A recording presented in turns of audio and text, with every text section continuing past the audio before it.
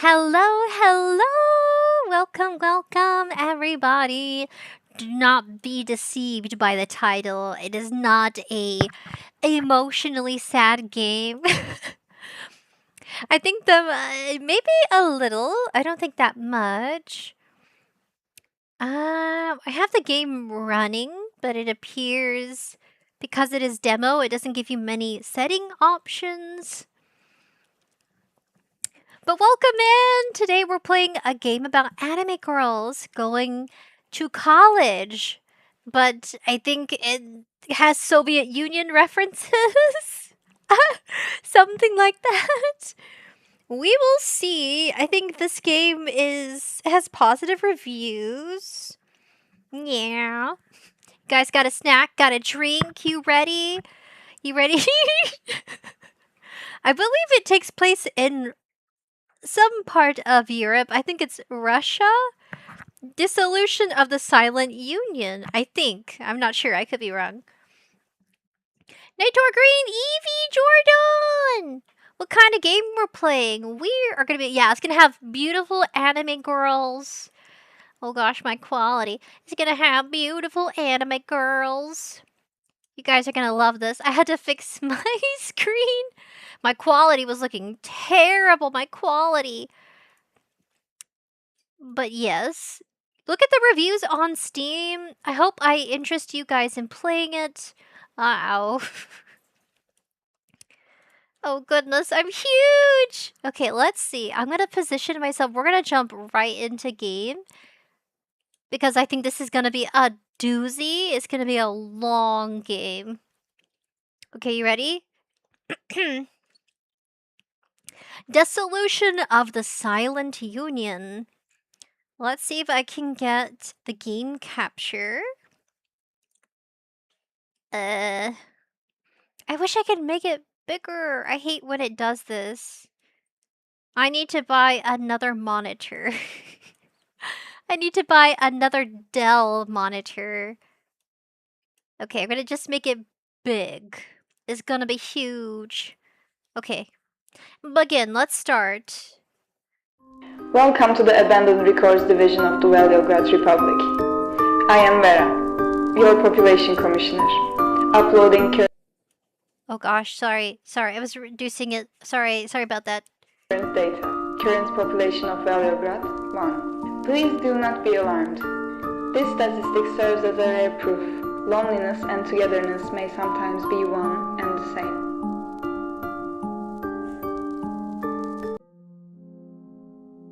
It is now 11 p.m. Hello? My squeaky dog. She goes, oh, did you forget me? Did you forget me, Ruby?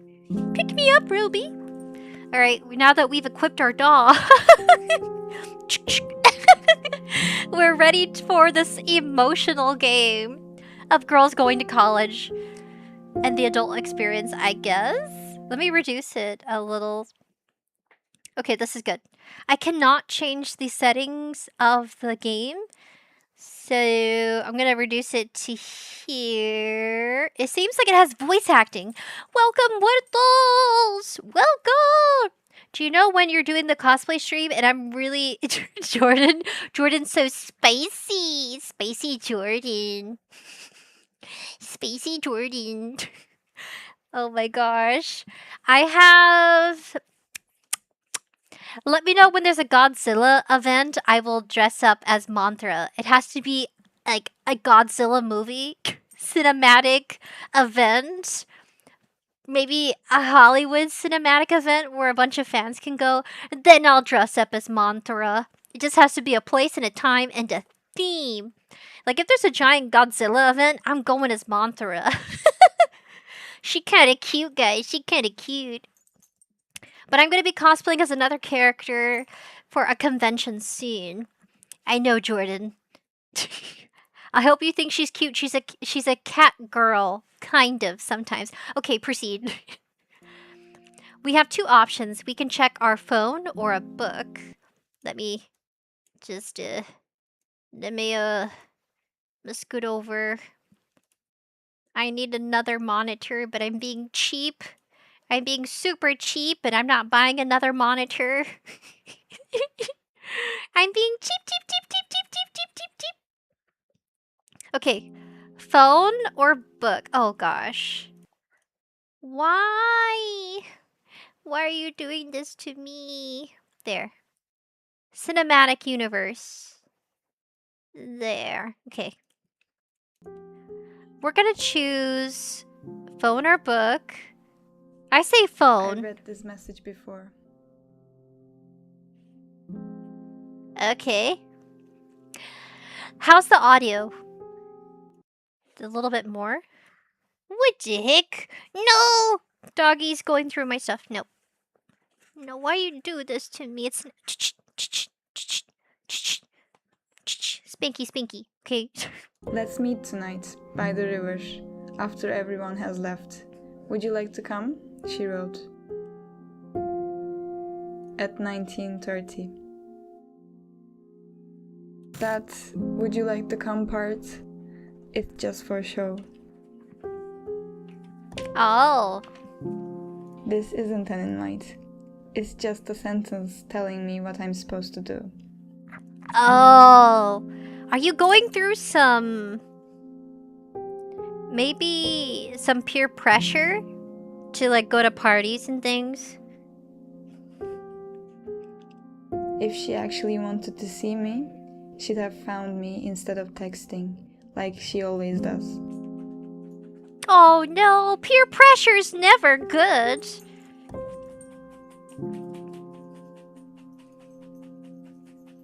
Let's go back to our book. It's the last day of school. I don't feel like joining the crowd outside.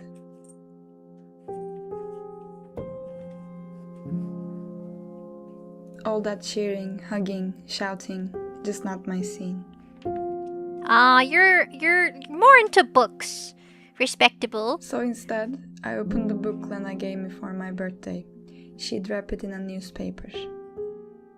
I'm sure right now she's somewhere quiet, watching from afar, thinking about the 4 years behind us.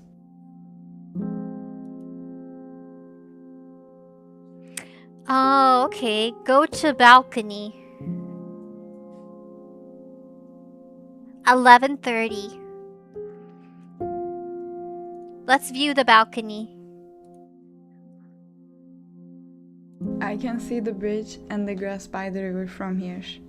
It's still early for the meeting. Time in Veljograd flows at its own pace.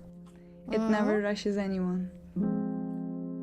But the moment I think about moving, it holds its breath and stands still, as if it doesn't want to mess with my decision. Oh. So, like, she consciously and physically doesn't want... I guess it's a holiday or some sort of big event in the city? I'm not sure if I'll go see Lena. Maybe I'll just drop by while passing through, by the river, as if it were a total coincidence.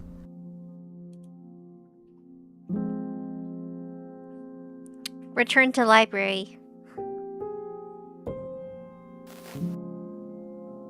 Okay, we checked the phone, we checked the book, we went to the balcony. Let's go to corridor. It's just walking us through. 12:30. Oh, what a lonesome hallway. So, the story is that we're in the perspective of a college student, I guess, in Russia? Chemistry lab or shoe? And then they have something at the bottom. Let's do shoe. Veljograd High School, number 12.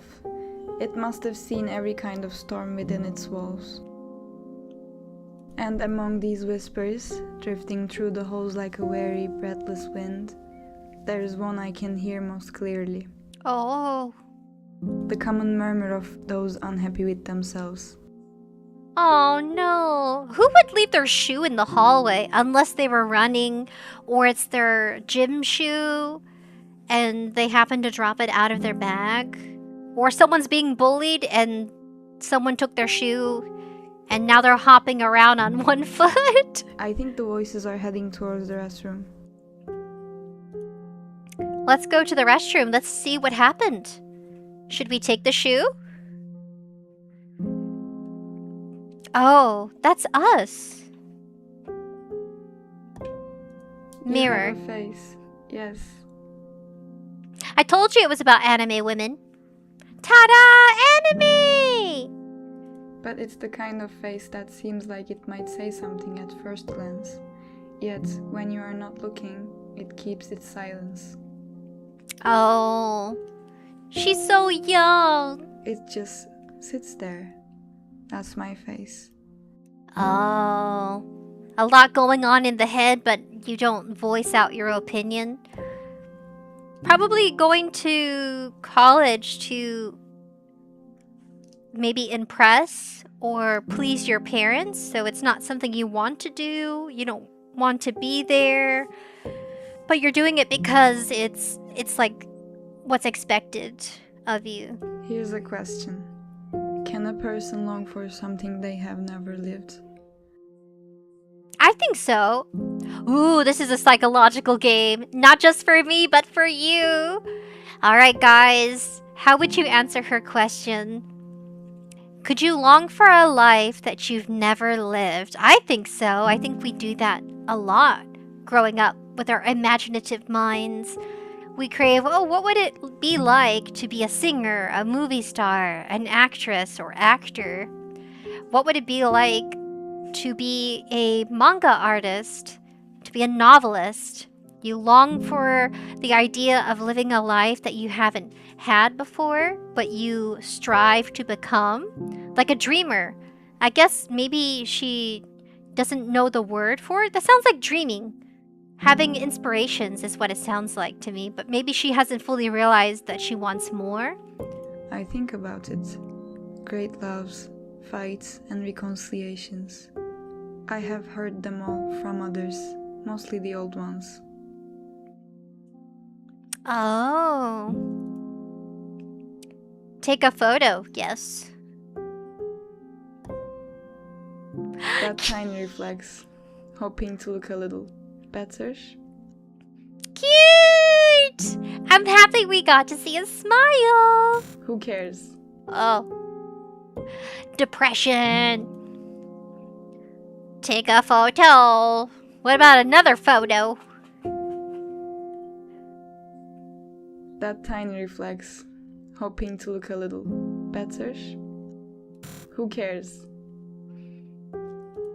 Depression. You have a face, yes. But it's the kind of face that seems like it might say something at first glance. Yet, when you are not looking, it keeps its silence. It just sits there. That's my face. Here's a question. Can a person long for something they have never lived? Poetry. I think about it. Great loves, fights, and reconciliations. I have heard them all from others, mostly the old ones. Here's what I'm going to do.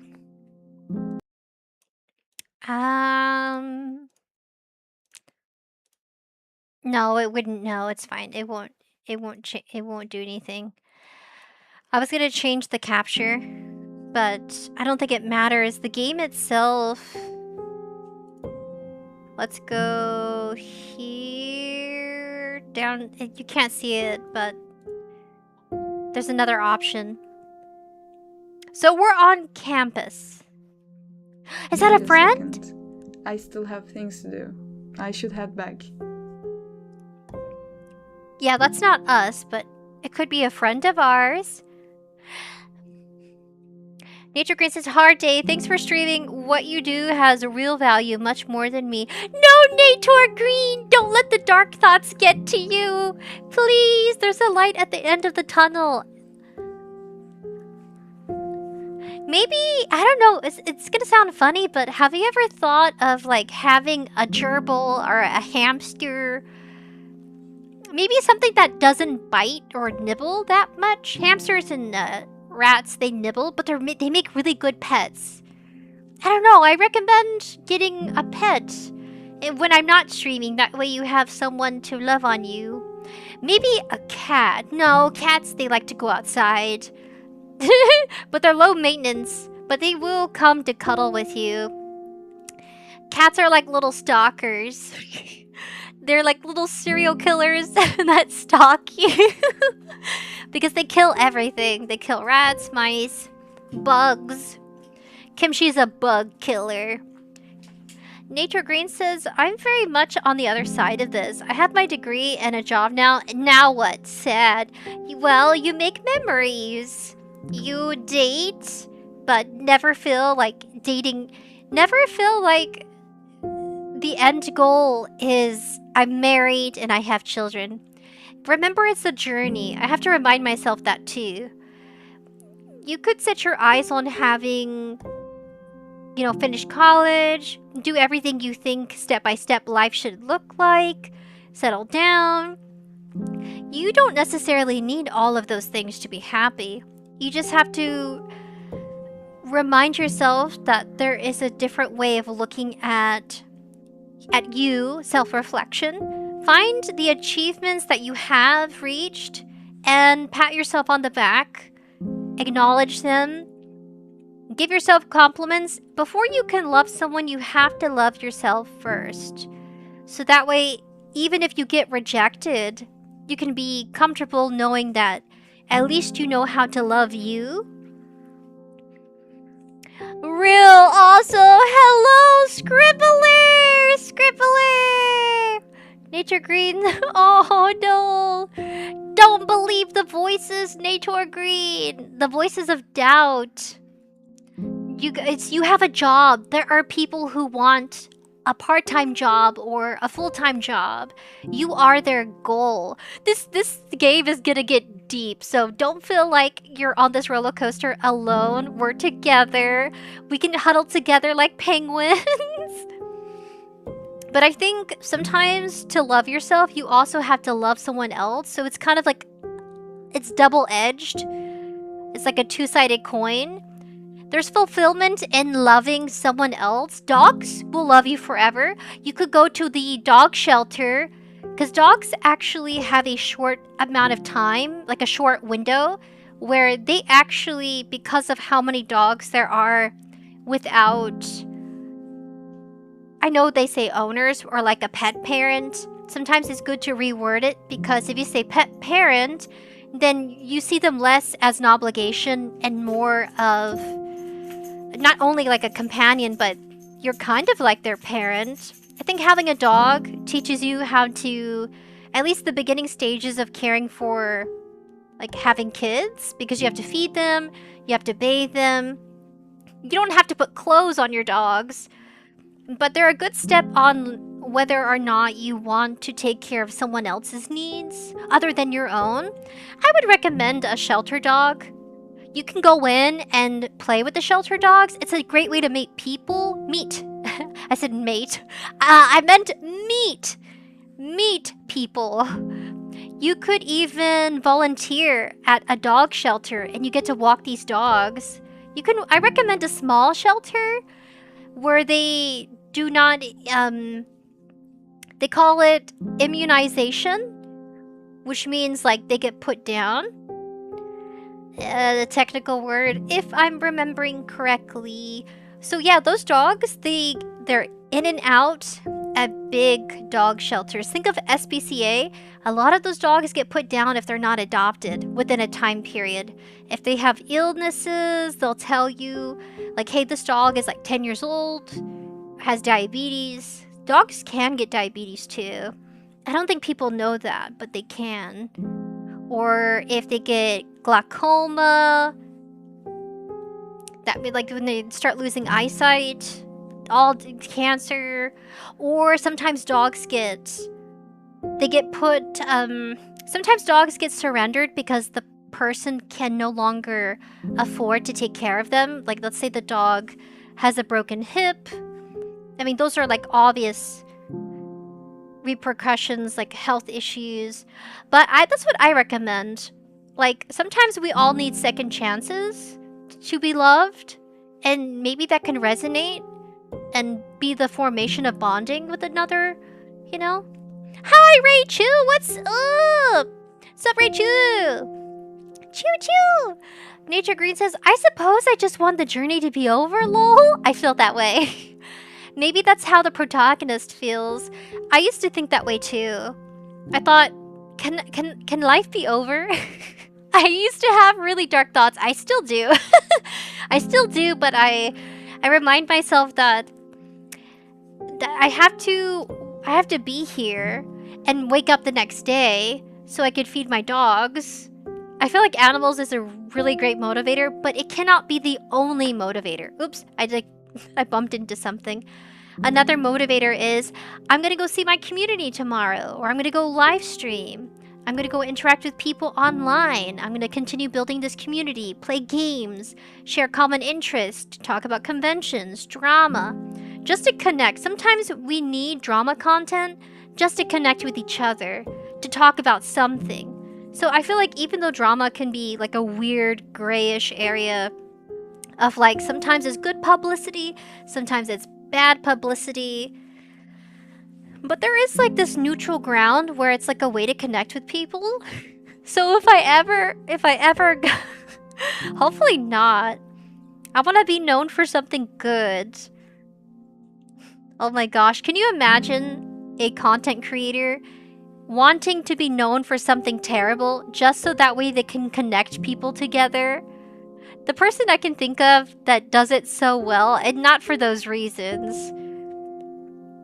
is... I forgot his name. Oh gosh. He goes, it's demon time. I think he connects a lot of communities and people together. Like, it's a positive note. Like, I don't think he sees it that way. I forgot his name and I feel really bad. I forgot his name. Yeah, you bring a lot of value into people's lives, says Nature Green. I do? Me? I'm a little goofball. I can't even remember at the top of my head. My memory is so fractured sometimes. Aw, thank you. I hope so. Uh-oh. Dun dun dun. Ending 2. You died. How many endings are there? I clicked on the wrong thing. She was negative because I clicked on bad things. Okay, let's just focus on the book. Let's go to the window. Lena gave me this book at our hiding spot by the river, just before they built the bridge. Oh? So depending on what we focus on, just like in real life, depending on what we gravitate to, it could bring us up and it can bring us down. So this game's endings are related to our choices. I'm going to avoid everything that could be negative, because we got ending 2, which I think is a bad ending. I think we just died or something. Or it showed her mouth, so I think the visualization of her mouth having scribbles to it meant that she was silencing herself. So she's going to live the rest of her life not having an opinion and not allowing herself to feel or dream, which I think is a very empty life. It's demon time, the scribbler. Demon time, guys. Come on. Cheer up, little buddy. Nature Green, at least you're not, like people... At least you have the opportunity to still grow in your community and in your content. I really admire your work, your animations. That's something to look forward to. You probably have fans out there, and you have no idea. Things start out small, and they slowly grow. But you want to be known for something you love and you feel passion for. There's no need to rush even in content. I used to think that way a lot. I used to compare myself to other content creators that were growing much faster than me. But I have to consider that I want to grow at my own pace, because I think your value is not by the numbers, it's by how you are as a person. And I feel like when you grow so big, so fast, you end up neglecting your needs. Because you're no longer a person, you're just some sort of online icon. People start forgetting that you're human and you have a life and that you have good days, bad days. So I would never want to rush into becoming a well-known public figure, for example, not knowing how to deal with all that attention, good and the negative attention. People are gonna love you and then people are gonna hate you without ever meeting you once. I think Evie's a good example. Where's Evie? Evie's a good example of a content creator who has shared stories of them interacting with people online, making friends, but then meeting people who were not his friends and sharing that he's been doxxed and harassed. So there's a balance to it. Which honestly, if you have received a lot of those experiences and you affect people just by your presence, even if it's not in the positive direction that you wanted it to go, I honestly I'm surprised Evie hasn't realized that his presence, even if it does evoke people to be a very petty behavior, he has a lot of power over some random people who end up doing terrible things. Like, doxing's not good. I'm sure that was unintentional, or maybe it was intentional. I don't know the whole story. I don't know the whole context, so I can't really assume. But I could generalize the ideas and the theory behind people's behaviors. In the cosplay community, I think a person, if you are out there and you have been harassed, think of how much power you hold over their lives, everything you say, everything you do. Evie's living rent-free in their heads, and they hate it, but that's more power to him, because that means if he can affect people in that mixed, not such a, it's not really him, it's more of them. It's more about how they choose to act and respond and interact with him. He could probably do the opposite and make people feel seen or make them feel heard. I think he really is kind of going in that direction. He's sharing his stories, and I think sometimes, especially men don't get a lot of opportunities to do that. So even though Evie is slowly growing into a new direction that's not cosplay, that isn't related to his hobbies, he's a really good example of someone who keeps going. Life keeps going, and you gotta keep going. Yes, says Nature Green. Mad, a student found my channel. No, Nature Green, no. Evie! Evie says, I'm here. Evie! Evie! I'm here. We were talking about how you influence people. You got the mix of both. Oh my goodness, Scribbler. I do not like being in the public eye, but it also is fun when it's not toxic. I think it can be really fun. Just connecting with people over games. You're a game developer. So honestly, you're up and coming. You're being seen. I saw your Twitter. I follow you on Twitter now. I gotta keep updated. Evie says, I heard it all. You're a great example. Keep going. If you make an impact on people's lives, how they react to your presence is not your fault. Them being toxic in their behavior, rude, is not your fault. You cannot take responsibility for other people's behaviors. You can only be responsible for you. So Nature Green, that was bound to happen. Maybe it's your voice. Maybe they overheard you. I don't know how they found your channel. They probably just stumbled upon it. Yeah, you cannot control how they react to you or if they find you. I don't want anyone at my job finding me. That's for sure. I would like to probably bounce if they did, because it's just not the setting. It's a very legal field setting that's not creative. There's no creativity in my line of work as of right now. So then VTubing, streaming, gaming, that is like the most creative I can be. And I think if you have a really boring job, if you have a boring office job, you gotta balance it out. If not, you're gonna be miserable. You're gonna be like this little robot. And I think this is how the protagonist is feeling. She's going to school, she feels numb, and she wants more out of her life. Why build a bridge when we already have a boat? She said. Honestly, back then I agreed with everything she said.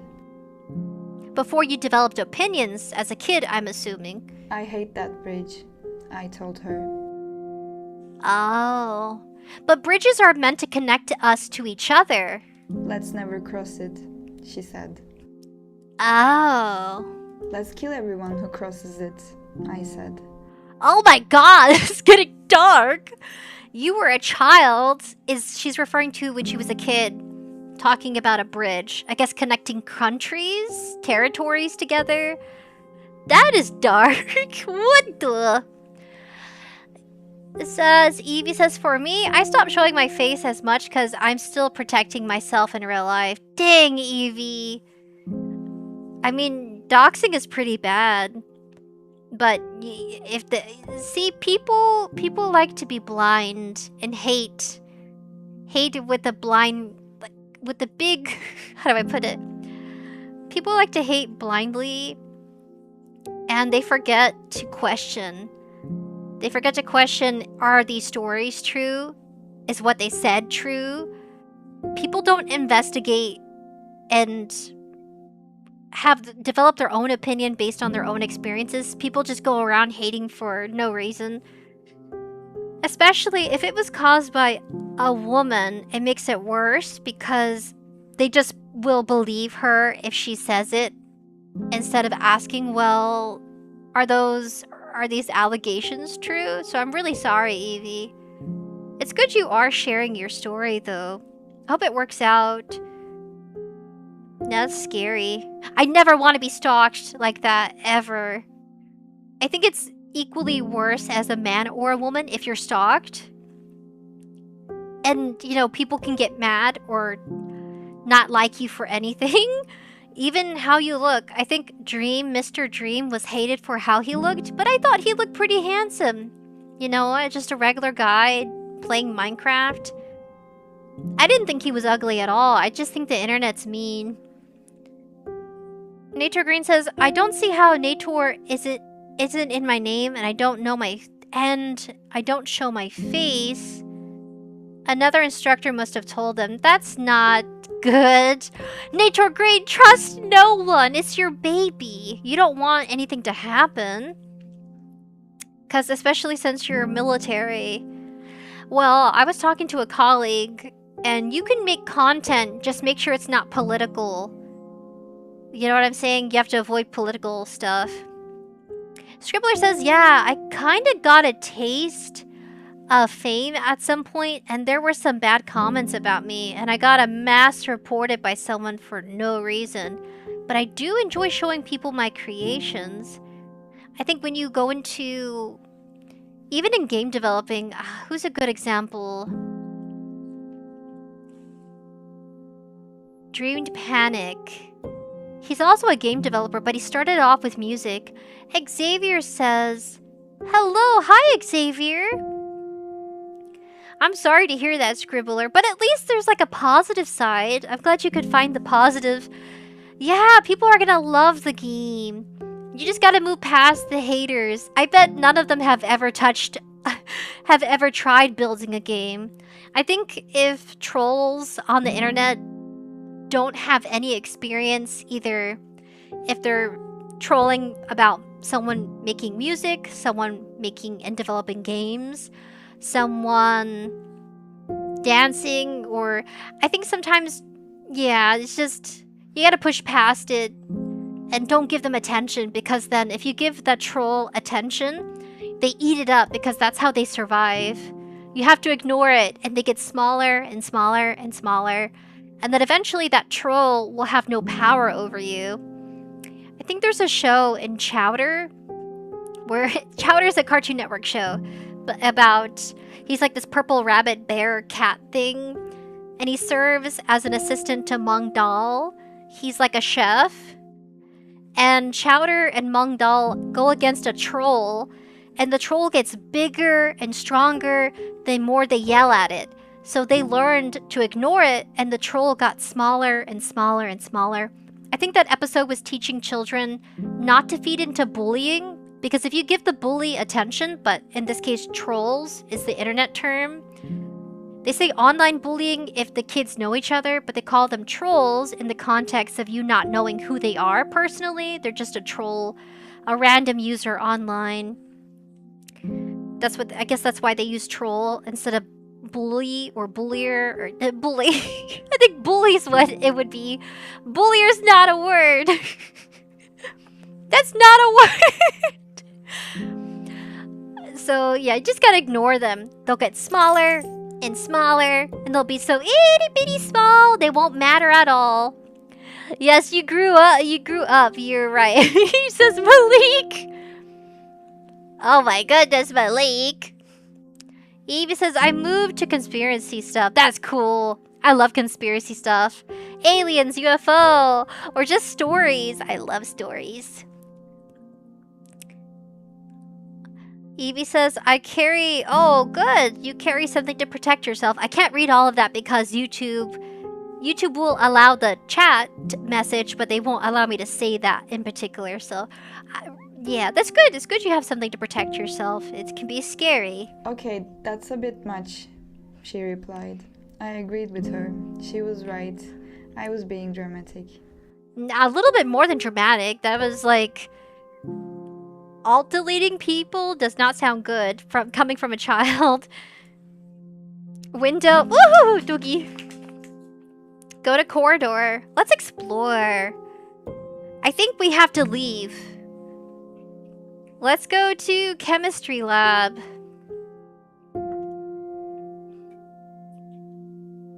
Okay.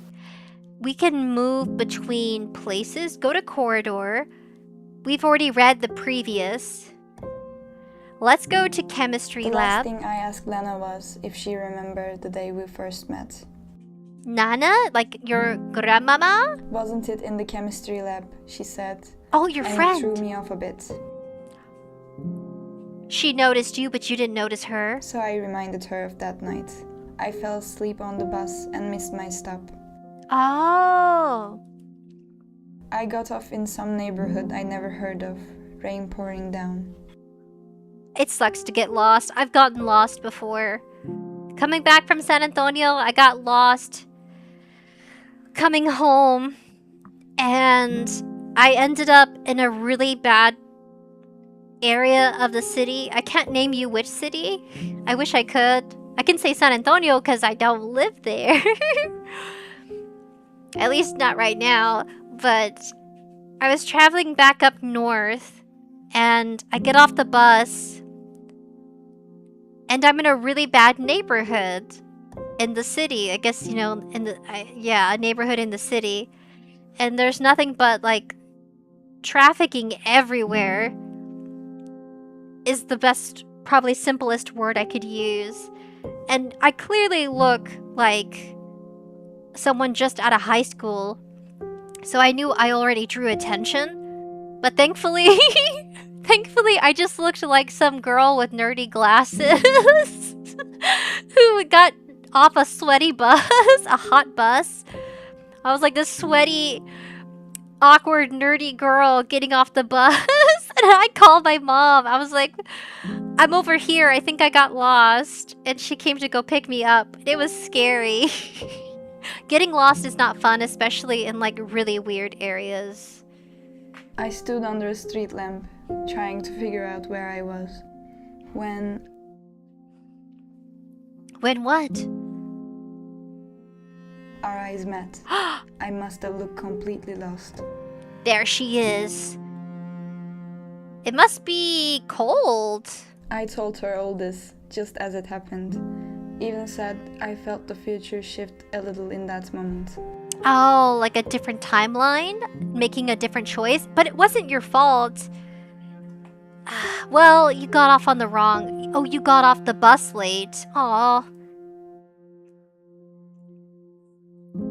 But Lena insisted it happened much, much later.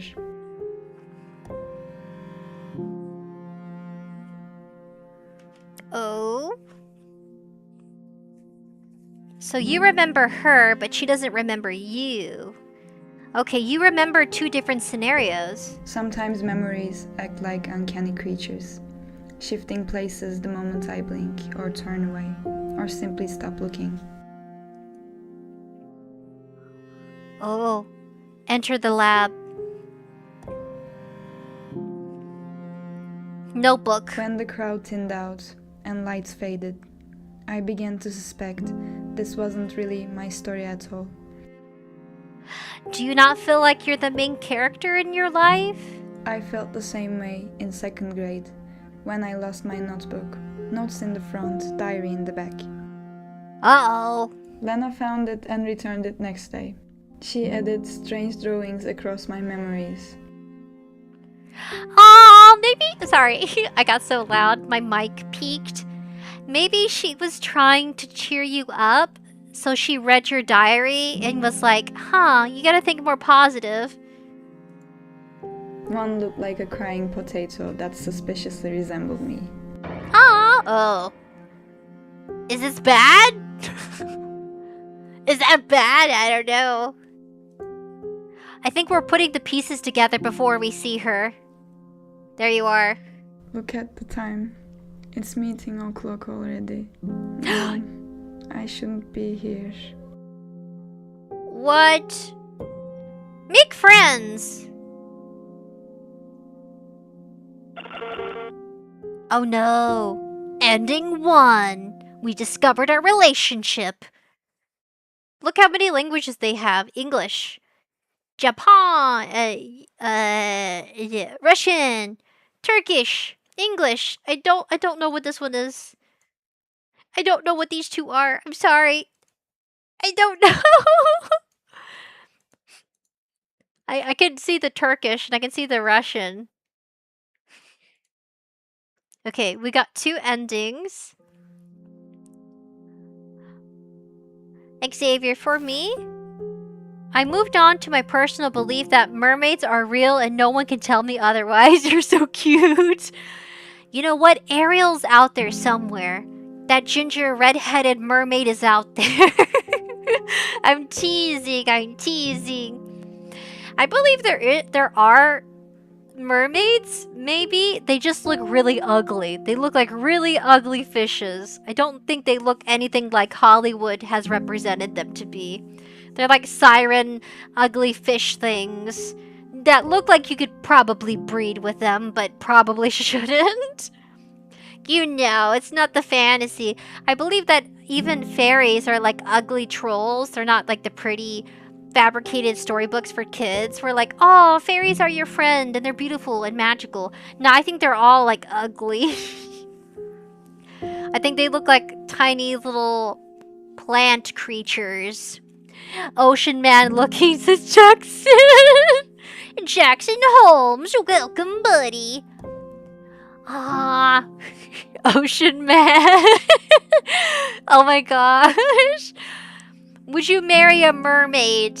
Oh my gosh. Guys, we have to watch a conspiracy after this. I think it's gonna be very short. Let me double check how many endings they have. Go to balcony, go to window, book, go to corridor. I think we get different endings, all depending on what we select. I gotta figure out how many endings. Now, this is just the demo. People really like this game because it's a psychological horror.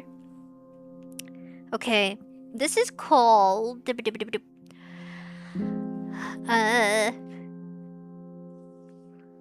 Come on, Ruby. Come on, Ruby Brain. Ruby Brain. The Dissolution. The Dissolution of the Silent Union. So the Silent Union is them meeting.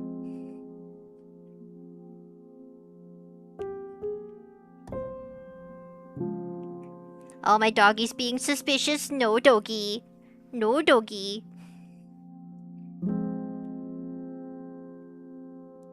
Okay, the Dissolution of the Silent Union has 5 endings?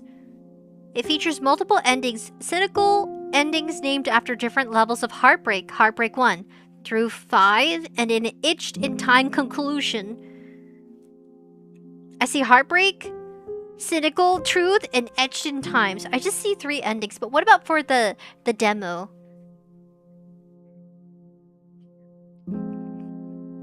Let me see.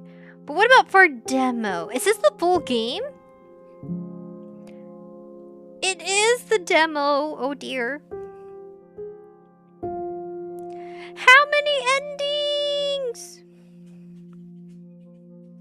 I want to achieve them all. I must. Okay, guys, we're gonna have to choose different things in different orders. I think they have 5 endings we can achieve. Okay. The phone, we talked about our friend being bossy. We have to choose something that feels empowering. Go to corridor. Let's go to book. It's the last day of school. Ah! I don't feel like joining the crowd outside. All that cheering, hugging, shouting, just not my scene. So instead, I opened the book Lena gave me for my birthday. She'd wrap it in a newspaper. Ah, this is sweet. I'm sure right now she's somewhere quiet, watching from afar, thinking about the 4 years behind us. Wow. Okay, that feels empowering. Let's choose choices where we make decisions. If I choose phone, she realizes, oh, right, I'm being influenced and I have no choice in the matter. Go to the window and we feel left out. Let's go to the corridor. Let's do everything that makes us feel empowered. Go to the restroom. Exit to garden? Hell yeah! Let me go to garden. I feel like looking at ourselves in the mirror makes us depressed. Go to the wall. Last year, I told Lena cutting her hair short was a terrible idea. My punishment was getting thrown right into this wall. Scribbler says, I remember this old video on YouTube of a mermaid sighting. It was terrifying. I can't find it anymore, but I swear it was there. Dude, is it the one where they're on the rocks and it looks like a woman with long black hair until it turns around and it has this really disturbing, like, flesh fish face? Or is it the one... I think that one went viral back in 2013. It looked like a seal until it turned around and then swam into the ocean. Or that there were a bunch of them that washed up on shore. And it looked like people dressed in like a dark silk. Let me know. We can go find it, guys. The buckle of my bag cracked the concrete. Now, whenever I stand here, my eyes find that tiny fracture again and again. Hello, Linksy! Just in time for new endings. Examine crack. I know I don't want to remember this, but I do anyway. Huh? Did we get our head bashed into the wall? Is that why we are different now? Lack of hope, lack of inspiration, is that why we've been altered mentally? So you slipped away like a rat, waiting for nightfall to dive into darkness. You might have got a concussion. That can be affirmed. The dark took you in, and you let it happen. Were you being bullied? I still feel its weight. Oh yeah, your head got smashed in. As if someone built this wall just to collapse in one clean piece, right onto me. Ouch. My eyelids swollen from crying, finally closed. I fell asleep. Someone just smashed your head into a freaking wall? The fuck? You didn't tell your parents? That's not very... Okay, that choice did not help our self-esteem. 1932. Oh god, did she... She's here. Please don't do this. Are you being bullied? So she's not a friend, she's a threat, okay? No! Death. You have now received ending 3. It's right behind me. How many endings? I think we have 5. Keep going. This is like Groundhog's Day of suffering. Scribbler says, I think that one was... That one, yeah! The black hair one, maybe. Yeah, the one where it looks like a woman in, like, black hair, but she turns around like a walrus and dives into the water. Let's go to the corridor. I want to do something empowering.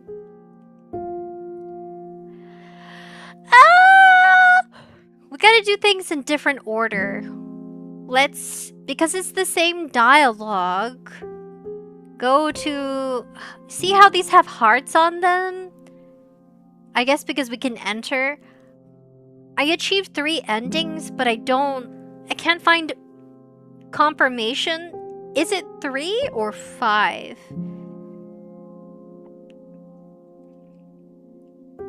Multiple endings. The demo features distinct concluding paths, such as timing based on choice-based outcomes like walking into darkness.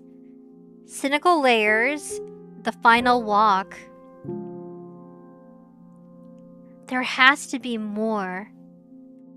I think it's really short. I want a full confirmation. I want... How many endings? It's on 10% off. I don't think she's a bully. Maybe, kind of? It never said she did it.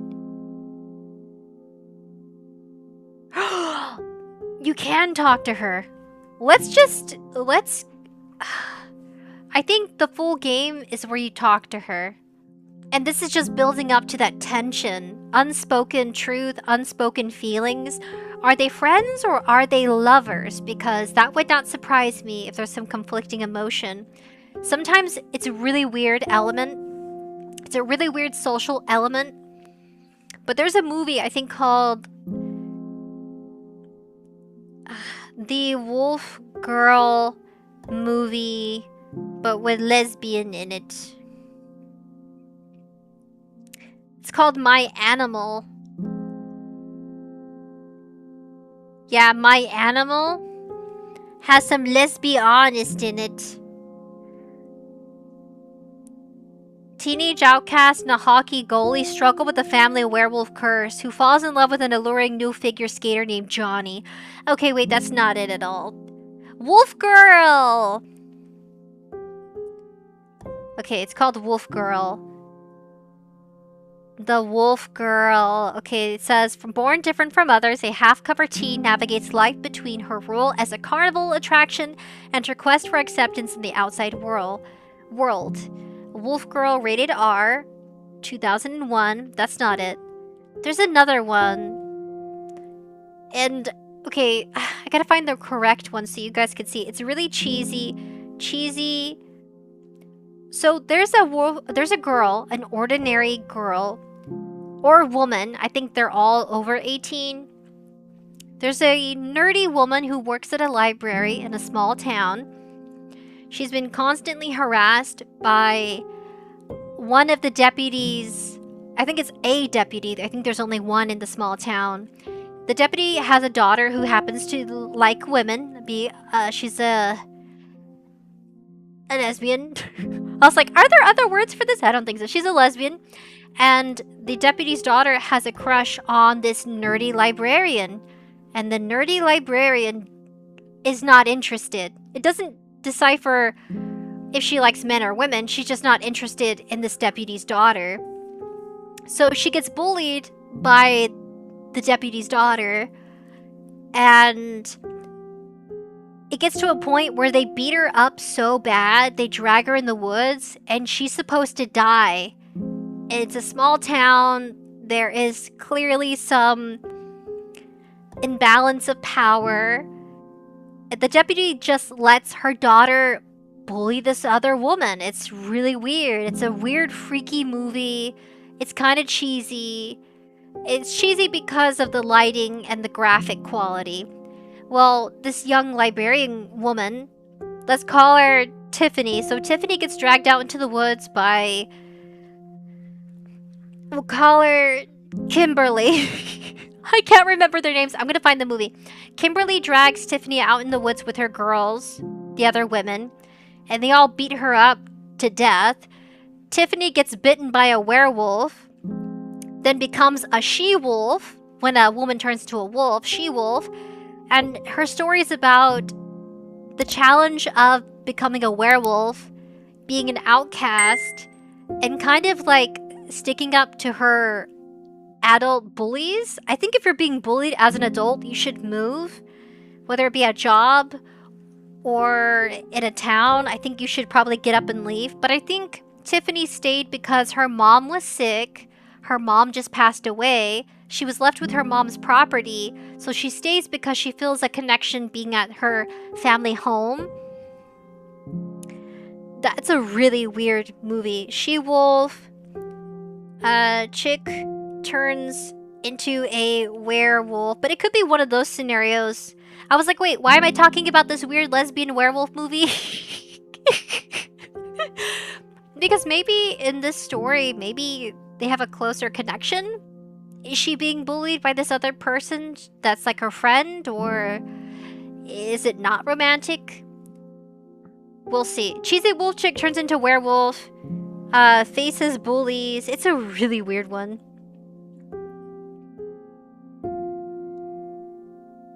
Oh god. It's such a weird movie. I'm sorry if that caught anybody off guard.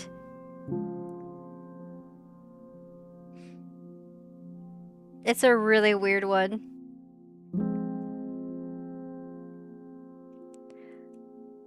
I don't know why I thought of my Jennifer's Body. Is it like my Jennifer's Body? A little, but less sensual. I can't remember. Woman turns into a werewolf. Small town. Dookie! They're licking me. Oh gosh, wolf like me. I am Lisa! I found it. I am Lisa. If you guys want to watch a weird werewolf lesbian movie, I am Lisa. I don't know. I don't know anybody. I don't, personally, that would be like, yeah. I am Lisa. She kind of gets revenge. It's a revenge movie.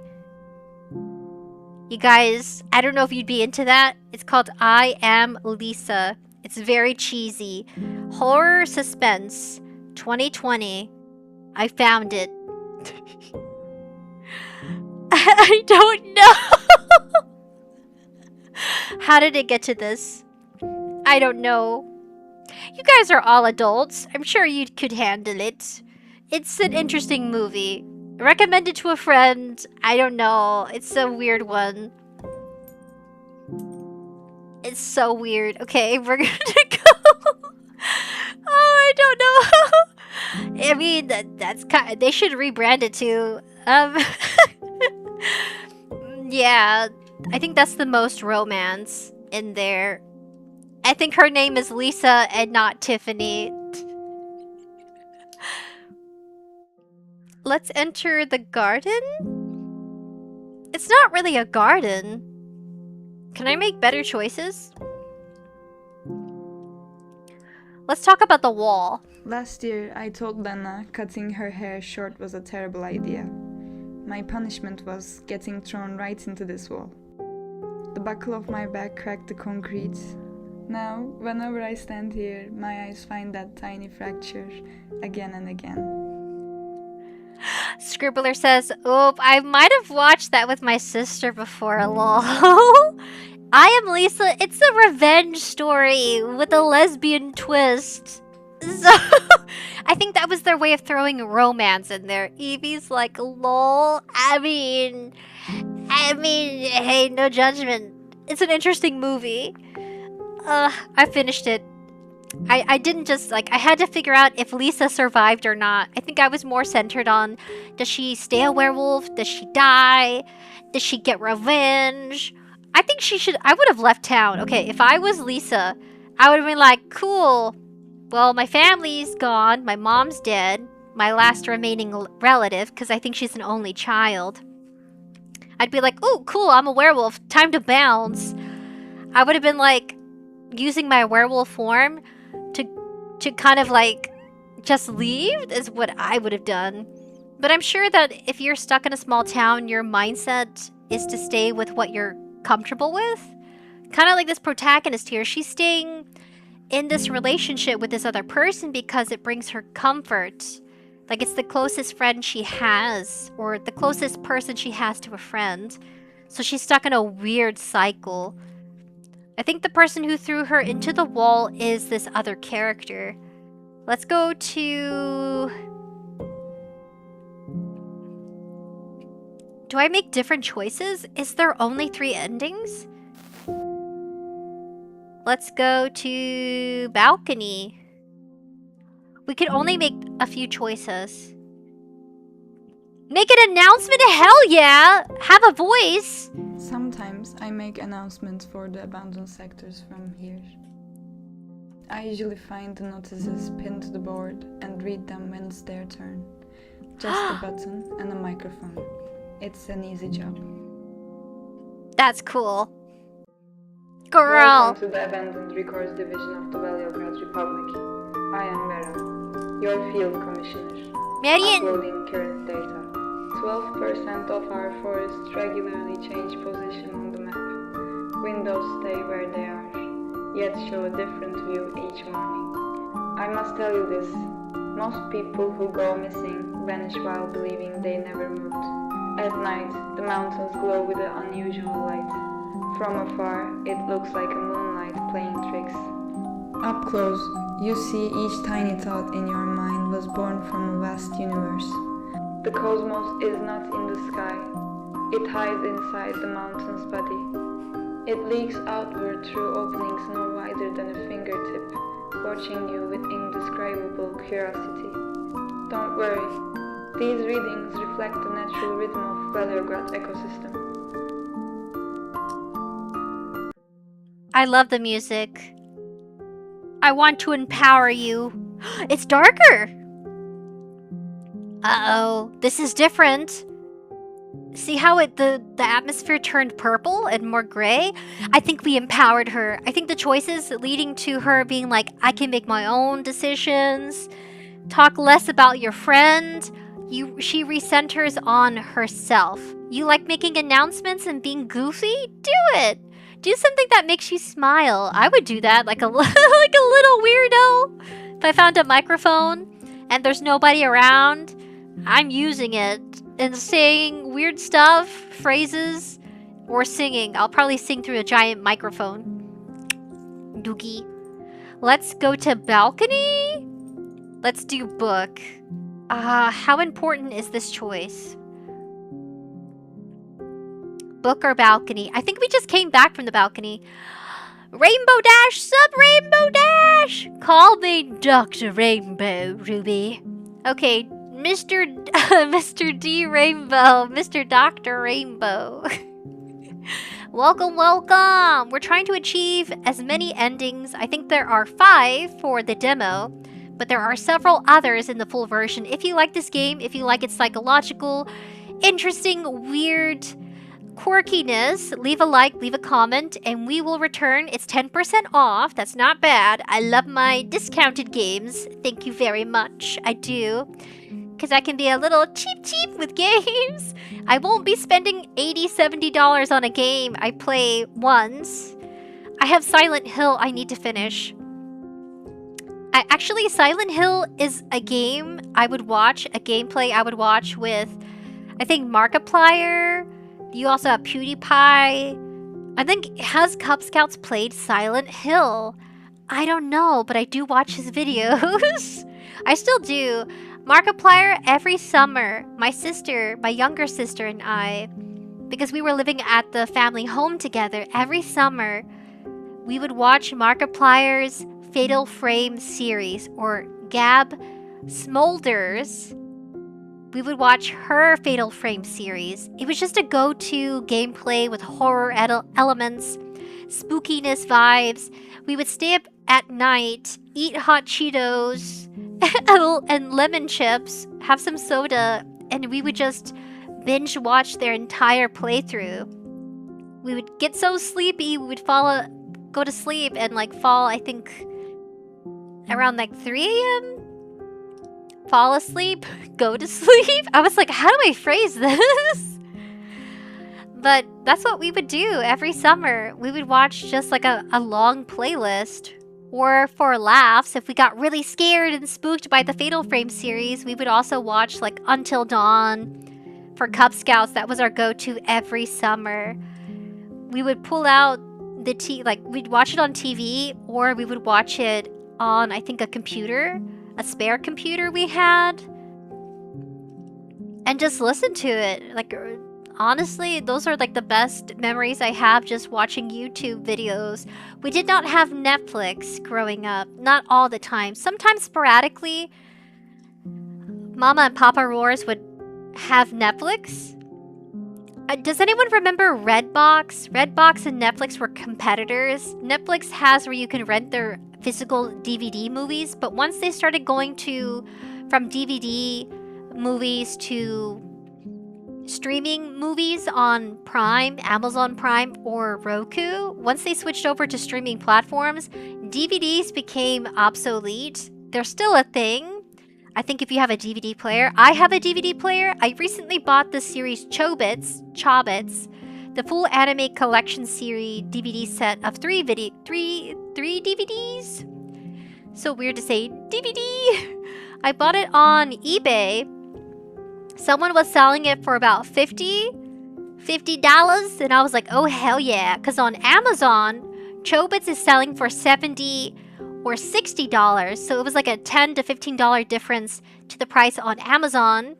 Some people were selling it unopened, brand new. I was like, nah, I'm gonna be cheap and take a risk and buy it off of eBay. So I did. I was like, hell yeah, I got a steal. When it finally came, it was in a, like this box, like just a regular plain box. Inside, the box was extra big, and then the DVD set collection for Chobits, the anime, it's about a sci-fi persicom, one of my very first sci-fi anime series I got to watch as a kid. That's not too heavy or too psychological, thriller-ish, but it does have a mystery to it, a mystery element, with Chi, the persicom, who's like mysterious, who was built by some really smart individual who made these humanoid robots, and they're like walking computers. Super cool series. I recommend it if you like romance.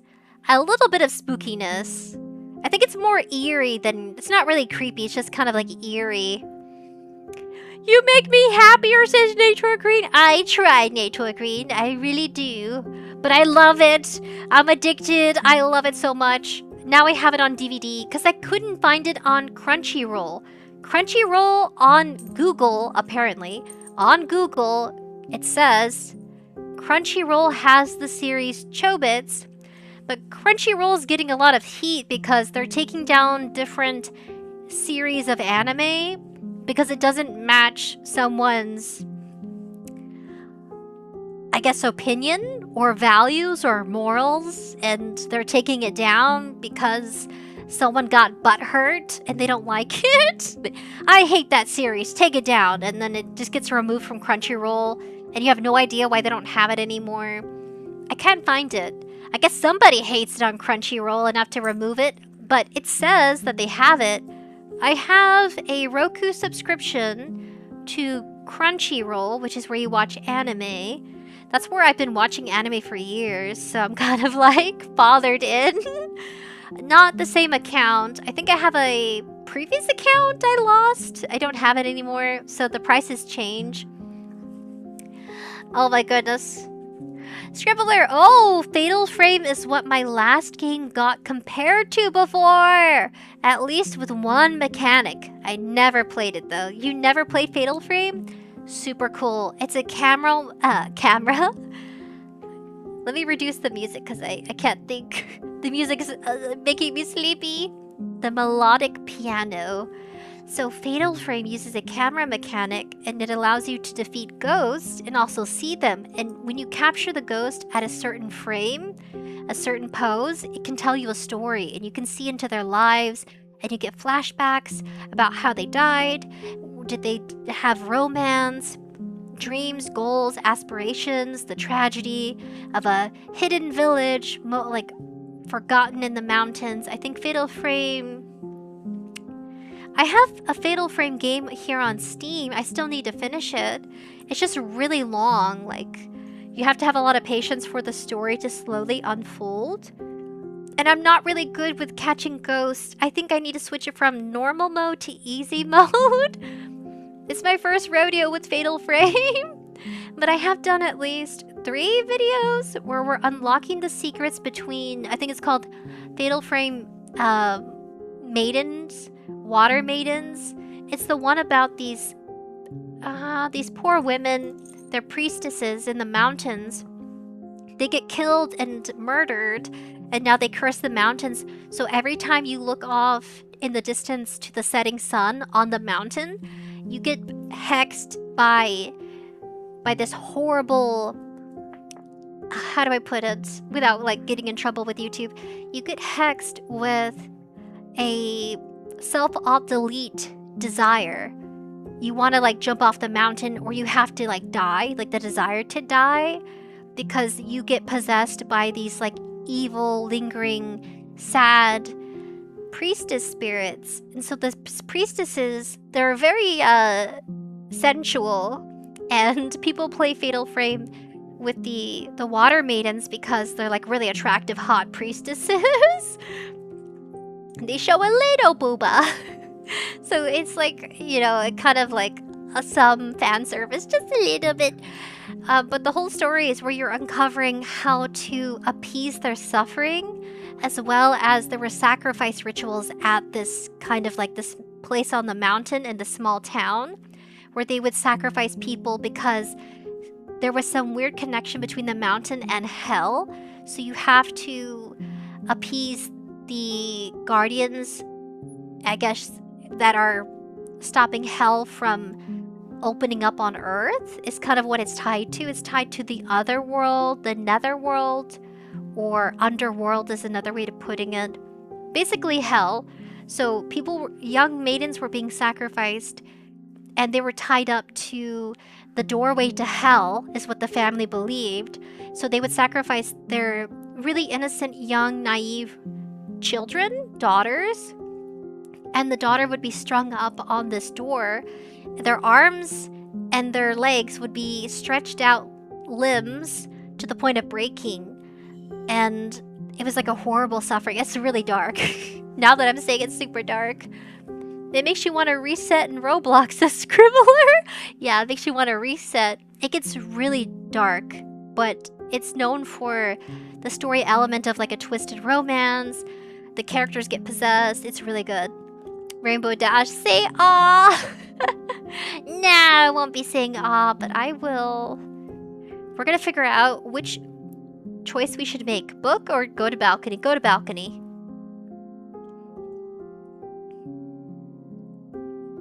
Oh, return to library. I like that it gave us a new option. Book. I've checked everywhere. There is no one else in the school but me. Oh, then go home, girly. Just put the book away already. Its pages are empty anyway. You're not even reading, you're lying? You're not reading? Oh, new animation. Please, new ending. Please, new ending. Book. I've checked everywhere. There is no one else in the school but me. Just put the book away already. Its pages are empty anyway. Uh-oh.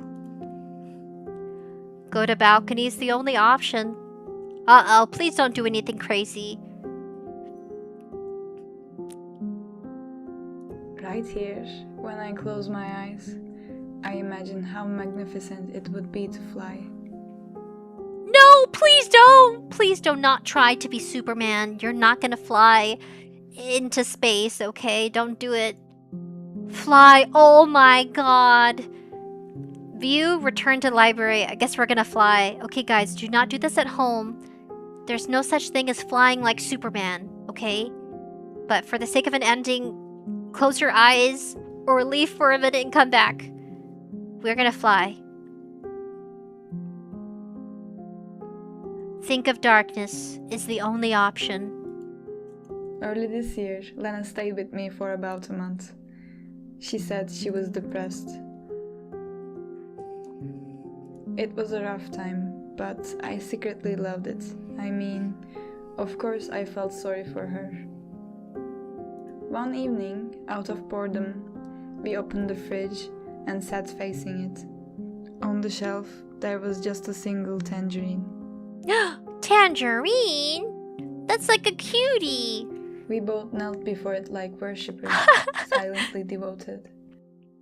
Her name is Nana, and our name is Miriam. Miriam, Nana. We're playing as Miriam. I tried to keep a straight face, thinking Lena must be feeling better now. Are they gonna share the tangerine? But she burst into tears. Oh no, because you're poor? That's not even like a joke, guys. Think of the darkness, go to parking lot. New ending unlocked, maybe? We don't go to Nana! Leave the school. It was a freezing day. Snowflakes melted mid-air before they could touch the ground. Oh no! When Lena saw it snow, she abandoned our beer plan and insisted we just walk instead. We talked about nonsense and laughed at things only two of us found funny, like always. They're friends. They're just really weird friendship of slightly bullying. Nana throws her head into a wall because she cuts it short, and I don't know. It's a weird relationship. Then we stopped by a phone booth. Lena picked up the receiver and mashed buttons, even though she knew it was broken. Nothing happened. Later, she suddenly complained, wishing we bought beer after all. Her complaining grew louder, wilder, almost too much. Girl, you drunk? I watched her, amused. Okay, yeah, they have a twisted relationship where they enjoy each other's suffering. I bent down to pet a passing cat, tripped on the curb and fell. The whole school swarmed me. I saw Lena a little distance away, laughing so hard she couldn't breathe. Okay. Then somehow, we ended up here, in this parking lot. And out of nowhere, I asked her what she'd do after graduation. Aww. It's a weird friendship, but it works. She looked at me. Her eyes were so moist. I could see everything clearly there. She has nothing. No. I saw a city I'd never been to, street by street. A neon-lit square, a record shop with a deep blue curtain in the window. Even the cafe where she'd read in the evenings.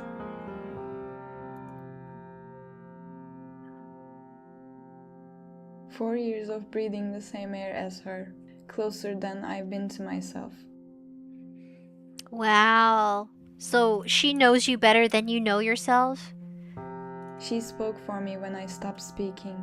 I don't know if that's a healthy relationship to have. That sounds like you depend on her so much that you no longer have an identity, because the only way your friendship would work is if the other person had that much control over how you live, which is not healthy.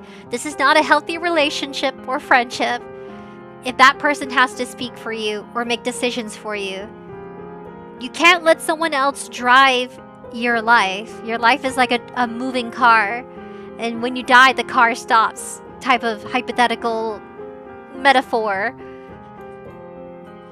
Yeah, no. She broke every excuse I made to myself. Lena shaped all my darkness into a velvet flower. Aww. Countless times, it was Lena, always there with her warnings, telling me never to cross the bridge. Lena. Lena. Lena. Not Nana. Lena. And in that moment, I blinked, turned away, or stopped looking. Everything shifted places. "Don't you dare open your mouth." Weird relationship. Let's be honest. Ending 5. We need ending 4. 5 is IV. I think 4 is just V. It's over, says Virgil. Eva says, oh no! It sounds peak though. I might have to play it, says Scribbler. It's a really good game. My neck looks broken. I'm so sorry. It's the way I rigged my model. The neck movement's too peak that it looks, oh yeah. I try not to do that too much. I wanted my head to move up and down, but I did not want it to look broken. I have to readjust the settings at some point. Sup, Virgin? Okay, we need ending 4. The last ending. Who smells like pee-pee? Oh no, we only have book and balcony. No! Balcony. Why do you smell like pee-pee? Let's view? Let's fly. Okay. What does that do exactly? Oh, go to the parking lot? Another one, walk into darkness. I have to walk into the darkness. Because if no one walks towards it, the darkness just stays right where it is. Stinky pee-pees! You don't go to the edge of the light just to see what's there.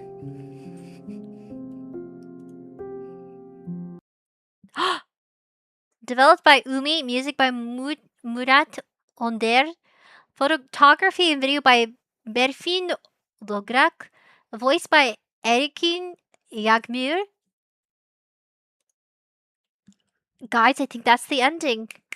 Congratulations! We finished the demo to Dissolution.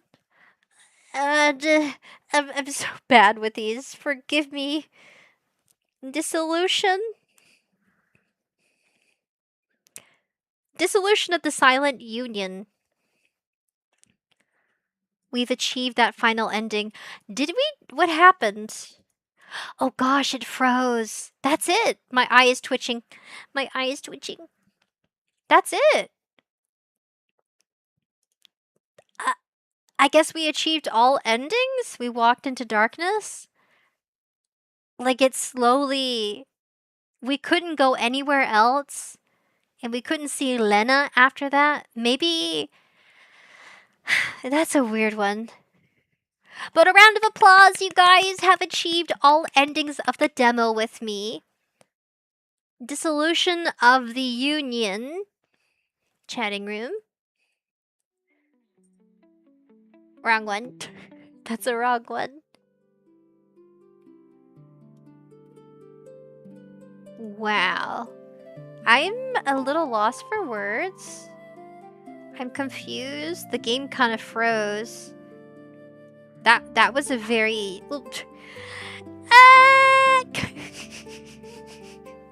I don't know how to feel. Nice, says Nature Green. Yeah, we did it, guys. We did it. Do I have...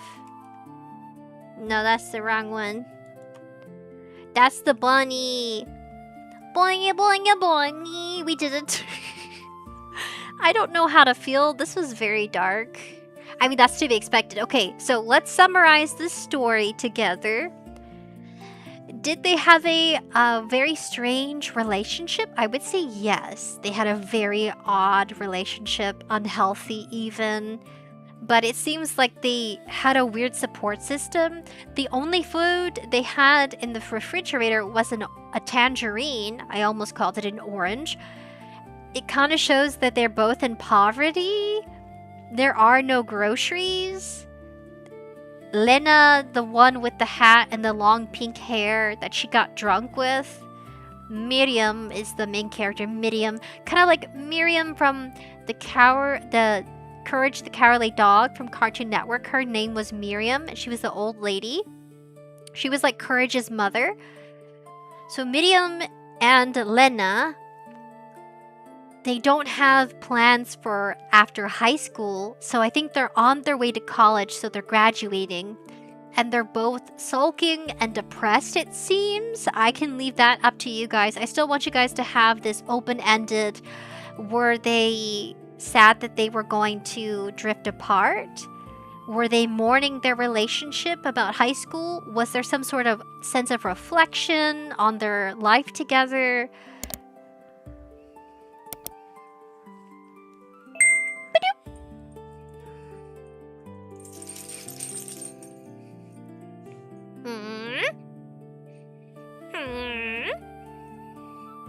I think Noodle has to go take a stinky.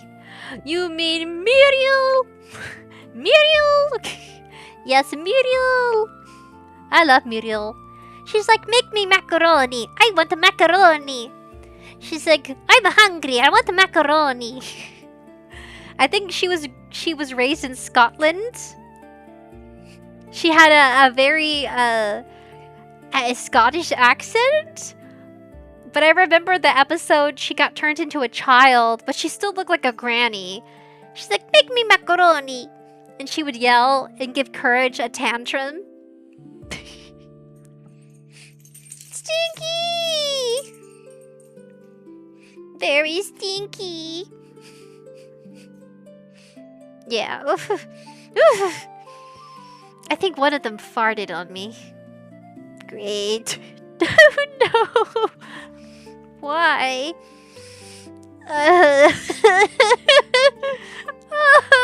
There's nothing I can do. Alright. Oh my goodness. My coffee! Surrounded by dog breath and fart clouds. At least it's not my dad's fart. Anybody feel that way about their parents? Do you guys have a... Does your father give a gnarly fart?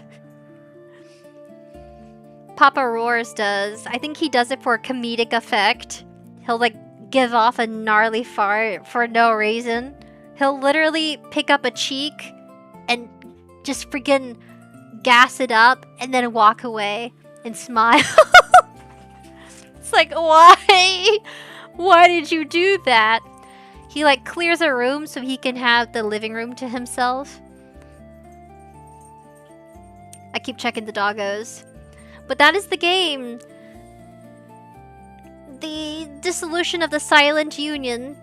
So we're building our way up as medium to reunite with Lena and I guess discuss their plans. Don't cross the bridge. I don't know what that means. I don't know if it's figuratively or hypothetical.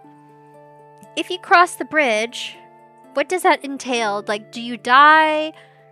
Is it like, don't leave me?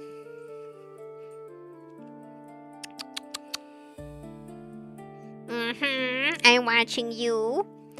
I have a carpet in my room to help with the sound. And Noodle has pooped on the carpet at least once. So I'm just watching her. I was hoping to play the game. I'm surprised it was kind of short. I'm trying to think of what else we can do.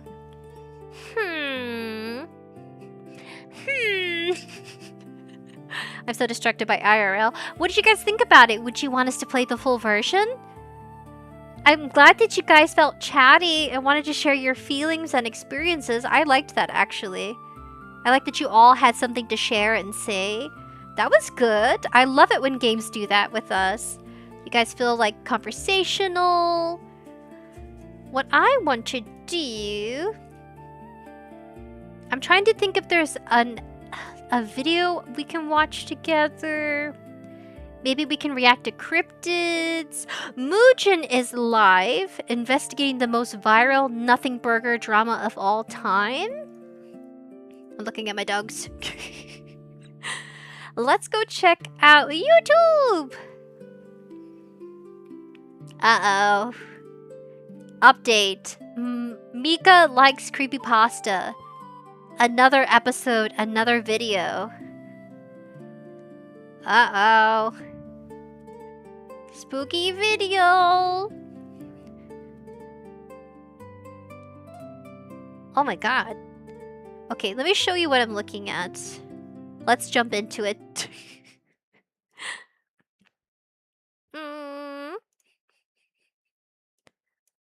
I'm not ready to use display. Can I use game capture to capture YouTube? Is that possible? Can I do that? No.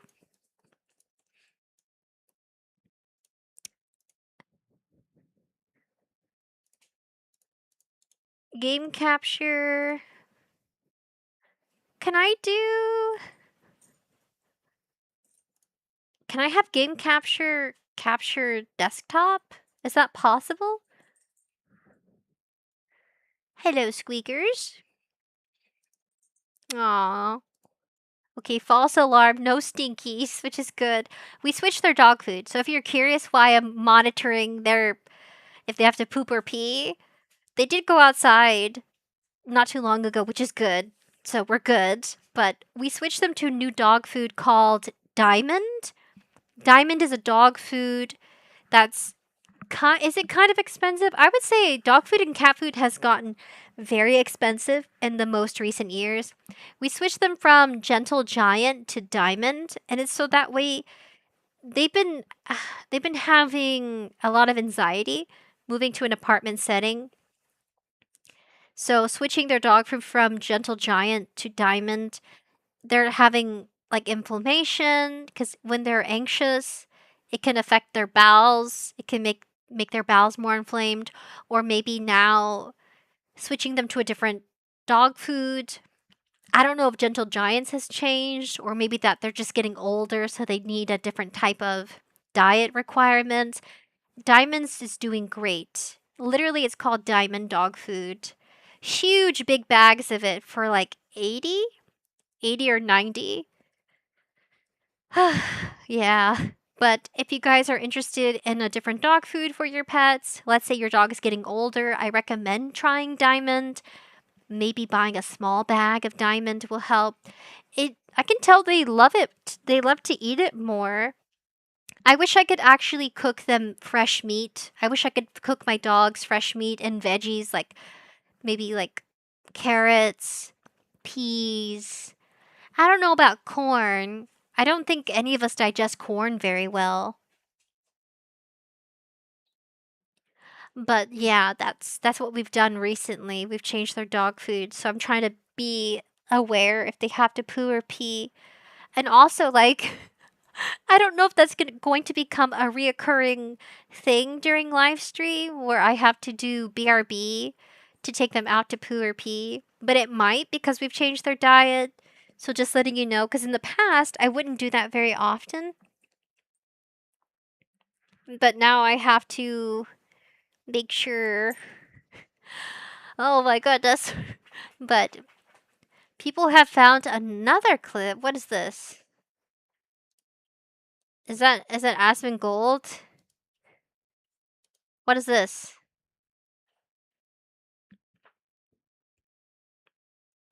What is this?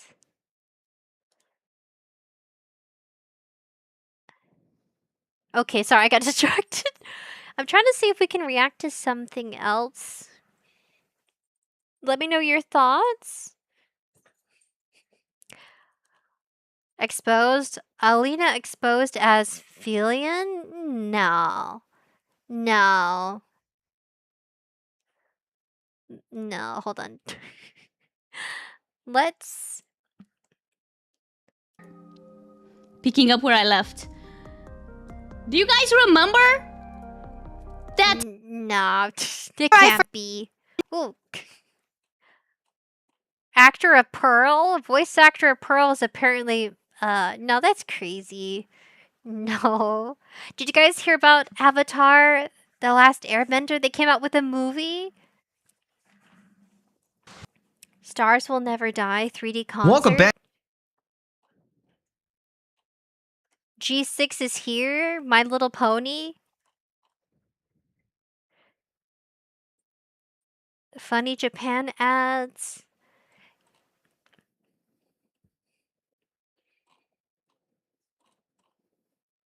Nova! Man, I really struggle reacting to stuff.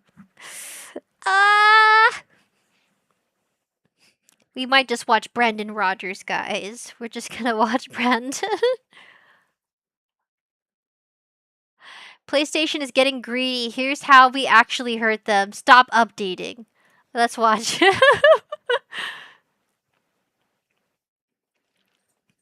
All right, excuse the crappy production value. I wanted to get this out as fast as possible, honestly. No, you're fine. Your production quality is fine. It's you. You have so many monitors. Oh my god. Oh, he lives in a house with other content creators. That's what it is. Noodle. Noodle. What are you doing? Mm. Okay. Okay, back to this. Because I'm not happy with what PlayStation is doing. But I do want to use my platform to actually do something about it. Now, I have a plan, but I need you to trust me on this, okay? I do have a way that we can do something about this, though, but I just need you to trust me. TLDR, though, check the description. Everything you need to know is in there. So right now, gaming sucks.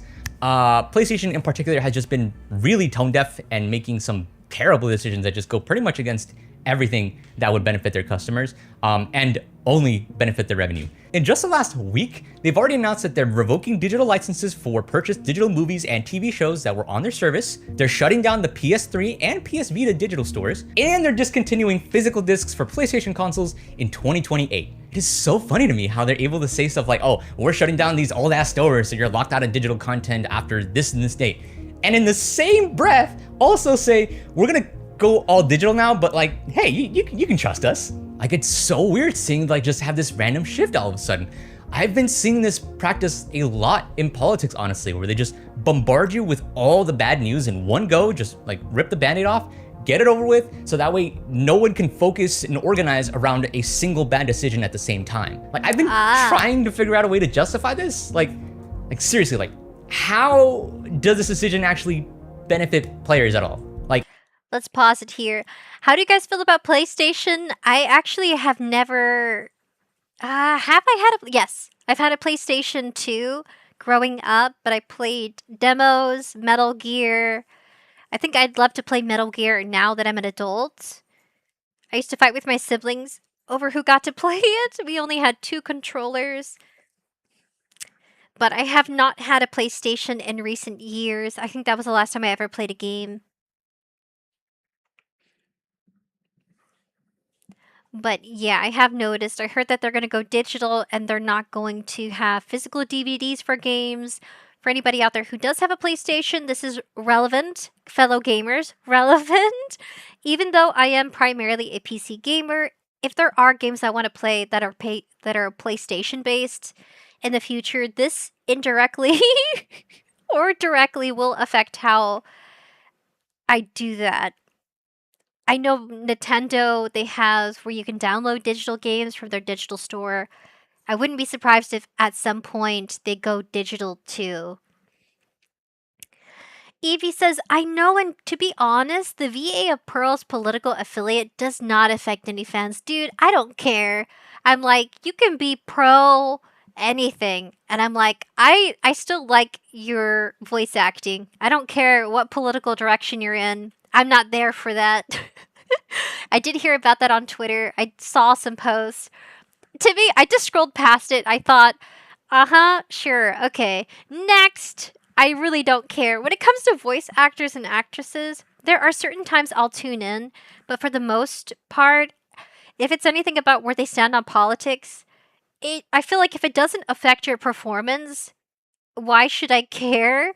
Okay, cool, you're comfortable sharing it online. Good for you. Found your digital space to talk about it? Good for you, but I genuinely don't care enough. Evie says, I'm against all digital future. I don't see how this can encourage people to buy if they can't physically obtain what they've bought. I get that consumers have gone streaming for movies, anime series. That's why I grabbed and bought an eBay full collection series of one of my favorite rom-com sci-fi animes, like box set. That's why I bought it, because there's no way in 10, 20 years my favorite show from the 90s or 80s is going to still be on a shelf.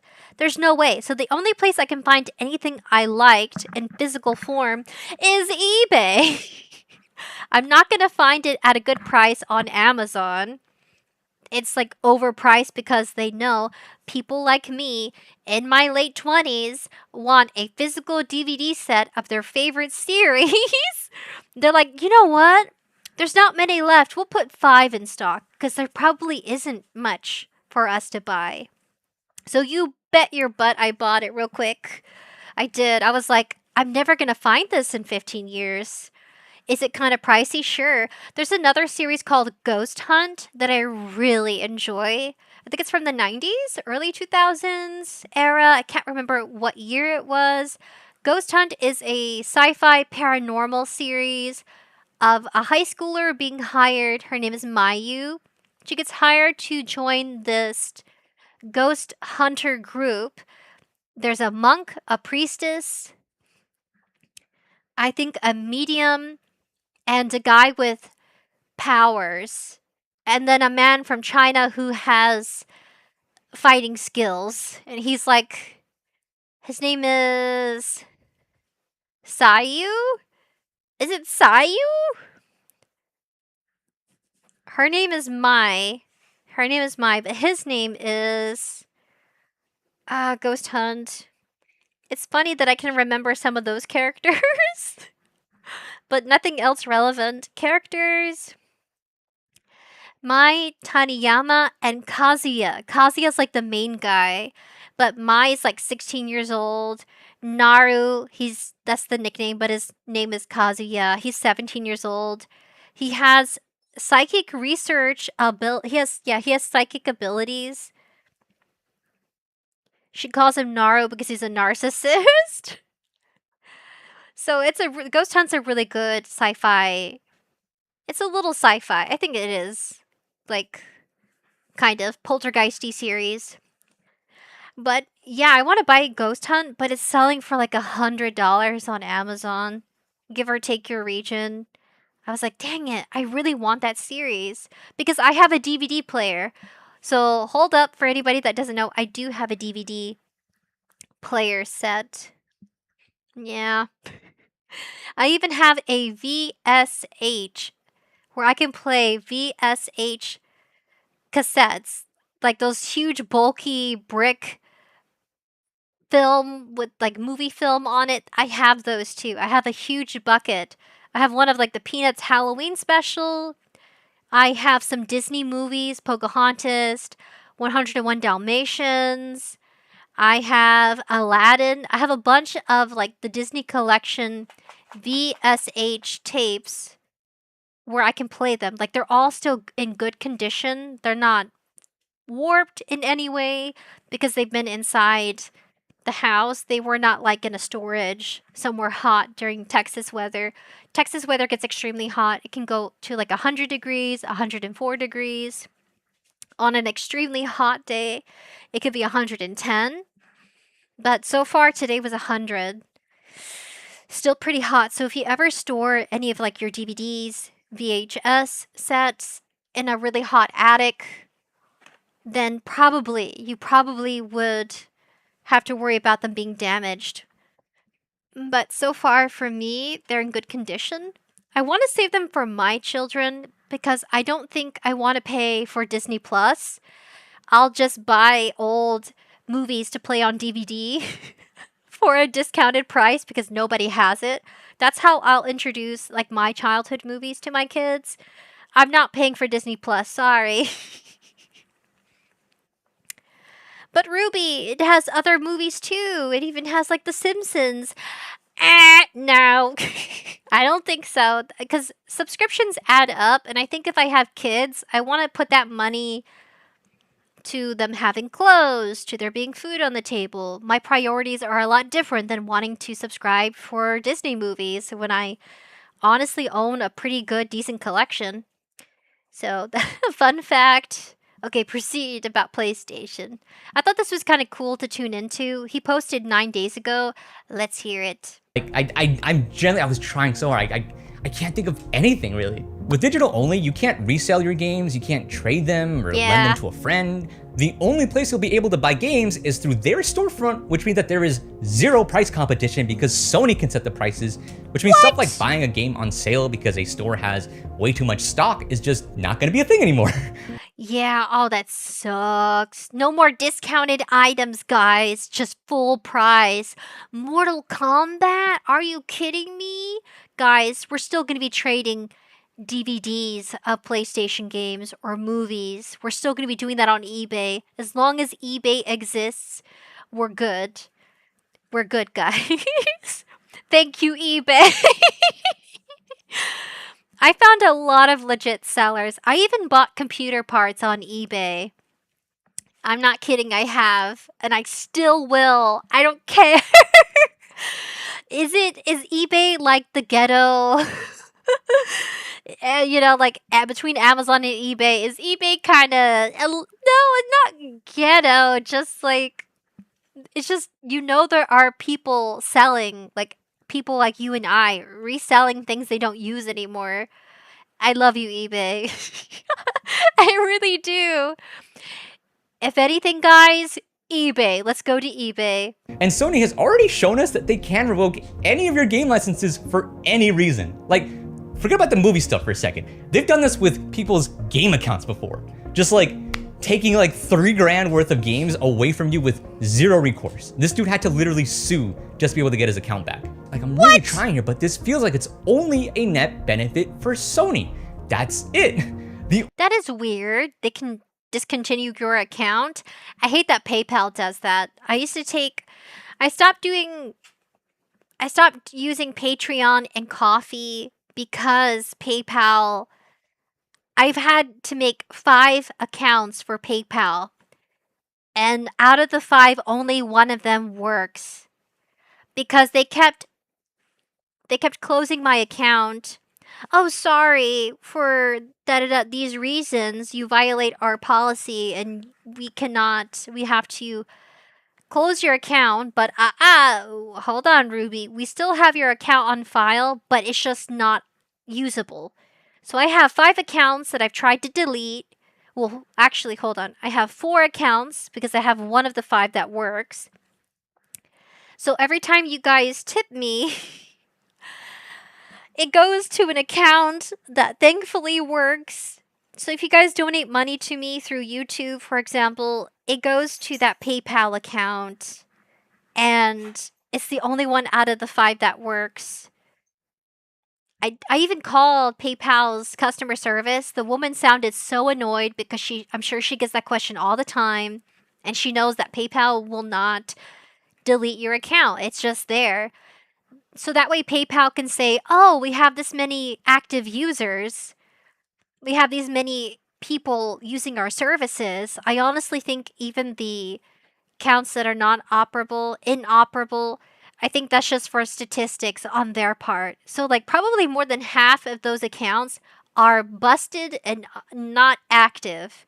They're inactive accounts. And I think they just collect it for the numbers because they will not delete it. Customer service told me, sorry, we can't delete it because it's being reviewed, and they'll have it as reviewed for months to a year to 2 years.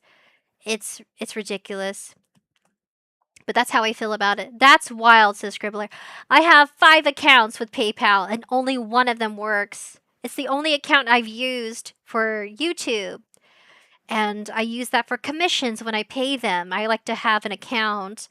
So that way, if I have to, because VGen, if you commission on VGen, if you use just like your card directly for payment, VGen cannot guarantee you will get your money back. You can dispute through PayPal, but not through, let's say, using a direct debit card to your money. I hate it. I really do not like PayPal. When Steam games, when they stuck up to PayPal and all these different alternative third parties that would help you pay for games online, when they stuck up to them, I was so happy. I thought, take that PayPal.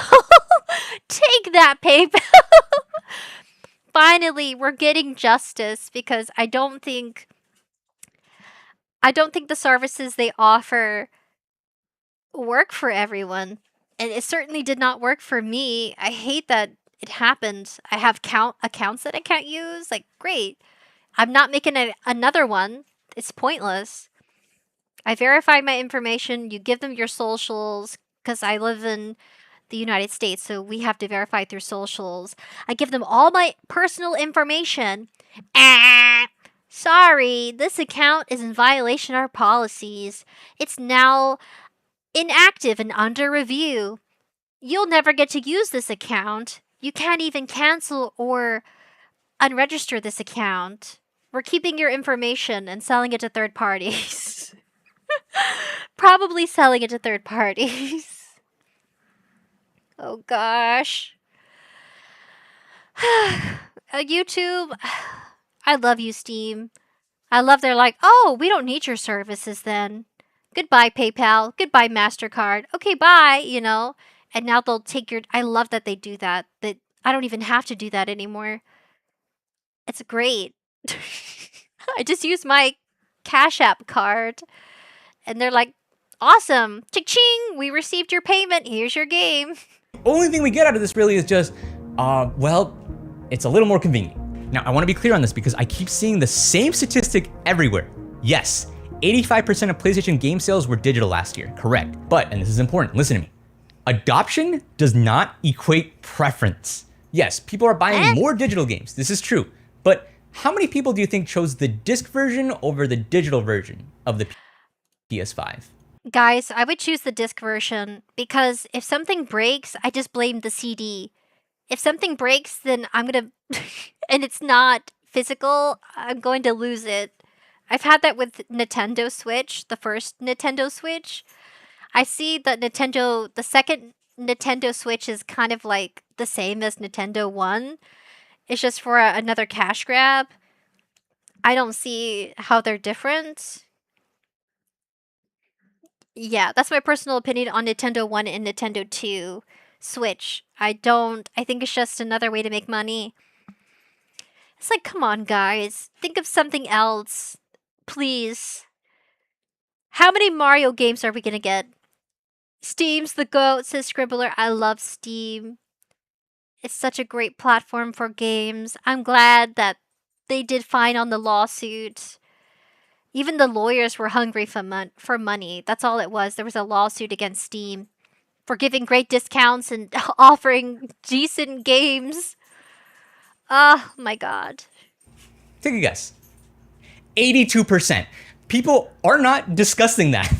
That digital sales percentage doesn't tell the whole story. Clearly, consumers still want the choice to be able to decide where and how they buy their games. But with this, they're just making the choice for you. Anyways, I just wanted to get that out so that way the next time you hear somebody being like, oh, well, it's too late because people clearly want digital downloads, and just now you have a rebuttal for that. Because I hate seeing that everywhere, dude. It's like that clearly doesn't tell the whole story. And people are clearly very mad. Like, this is a big enough change that I've seen people just actually being okay with just walking away from PlayStation altogether if that's how it's gonna be. Okay, but they're clearly not backing out of this. Sony just doesn't care what we think.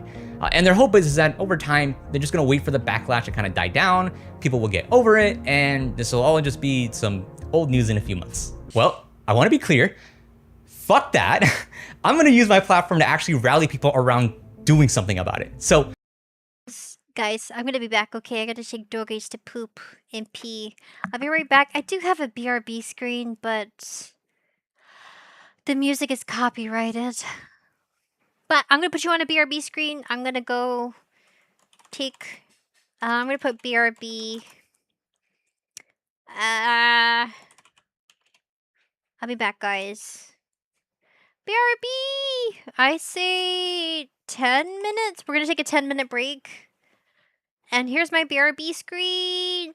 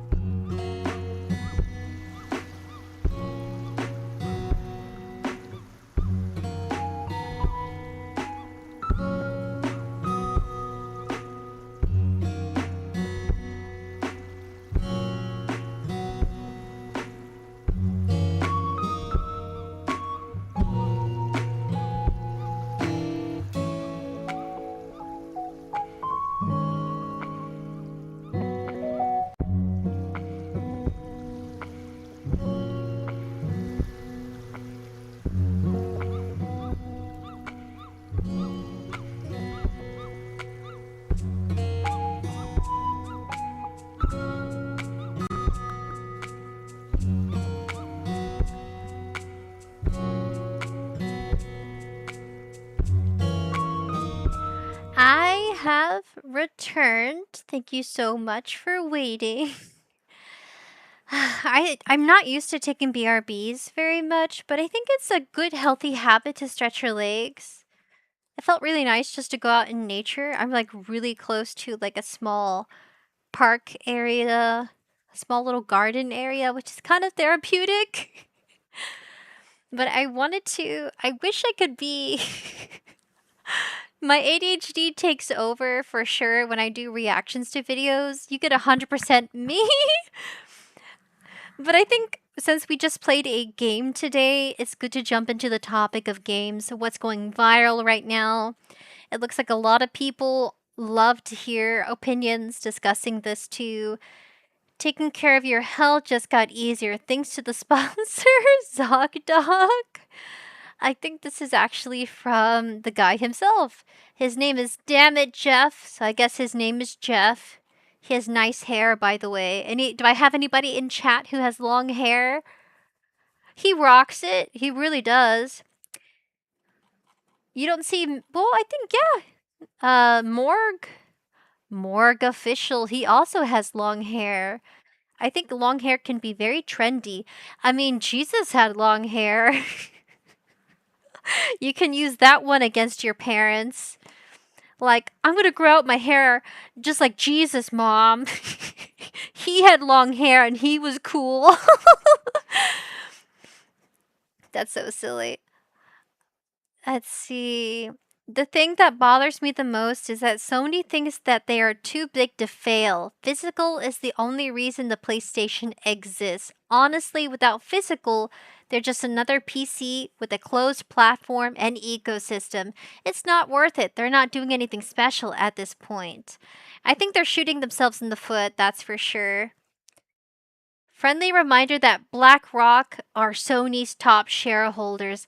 Has anyone ever heard of BlackRock? That's a really deep conspiracy hole to go down in. Little BlackRock owns a lot of different companies. And like they said, shareholders. They're the shareholders of a lot of different things. They're responsible for it being too expensive to own houses because they're a shareholder in different investment companies that buy land and knock down homes, affordable homes, with probably more better quality like wood and brick compared to new condos and apartments that they're building with cheaper materials. You're better off buying a house that's 100 years old because it'll probably last you a lot longer. Buy one in better shape. The home I lived in was in great shape. The roof was great. I think as long as your roof and your foundation are at good standing, then you have very little to repair, like the windows. We never gutted the house, the walls. There was no reason to. The walls, of course, in a home, it's called sheetrock, and sheetrock, in between the sheetrock, is going to be some wooden beams. They should be wooden beams, and it kind of keeps the walls sturdy, connected to the ceiling. You know, everything. It's kind of like a... That's how they're built. I'm not big on building homes, but I know just enough about how well our house was built. But yeah, they're knocking good houses down and building cheap stuff for cheap labor, so not everything is the way it should be. And BlackRock is like, we'll have to watch to a video after this how little BlackRock is connected. Some really good conspiracy stuff. Let's stop going on the defensive here and work on the offensive. They've basically given us a 2-year head start here, so what can we actually do to prepare? Well, it's actually really simple if you're planning to leave. Stop updating your PS5. Oh. Now, I understand not everyone will be in a position of privilege to be able to do this because, you know, maybe you share a PS5 with a household or their PS5 is the only everyday machine that they might have for gaming. But for everyone else, just, okay, hear me out, okay? Now, I know there's a lot of people that are already seeing these announcements and going, okay, well, that's it. It just doesn't make any more sense to invest any more money in PlayStation, which makes sense, honestly. I mean, I feel like a lot of us have literal decades worth of games that we could play for the next 10, 20 years and never run out of things to play. So for a lot of people, the PS5 will be a pretty great jumping off point. Or they're using this news as a way to start switching over to PC, which, I mean, I kind of get it.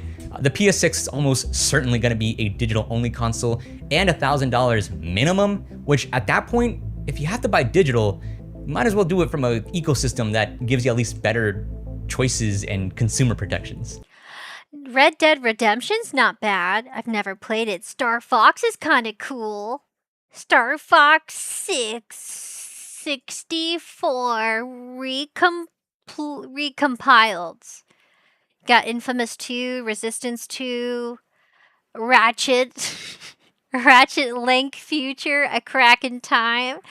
I've never played any of these games, but I've seen them. So if you're already planning on saying goodbye to PlayStation or moving over to...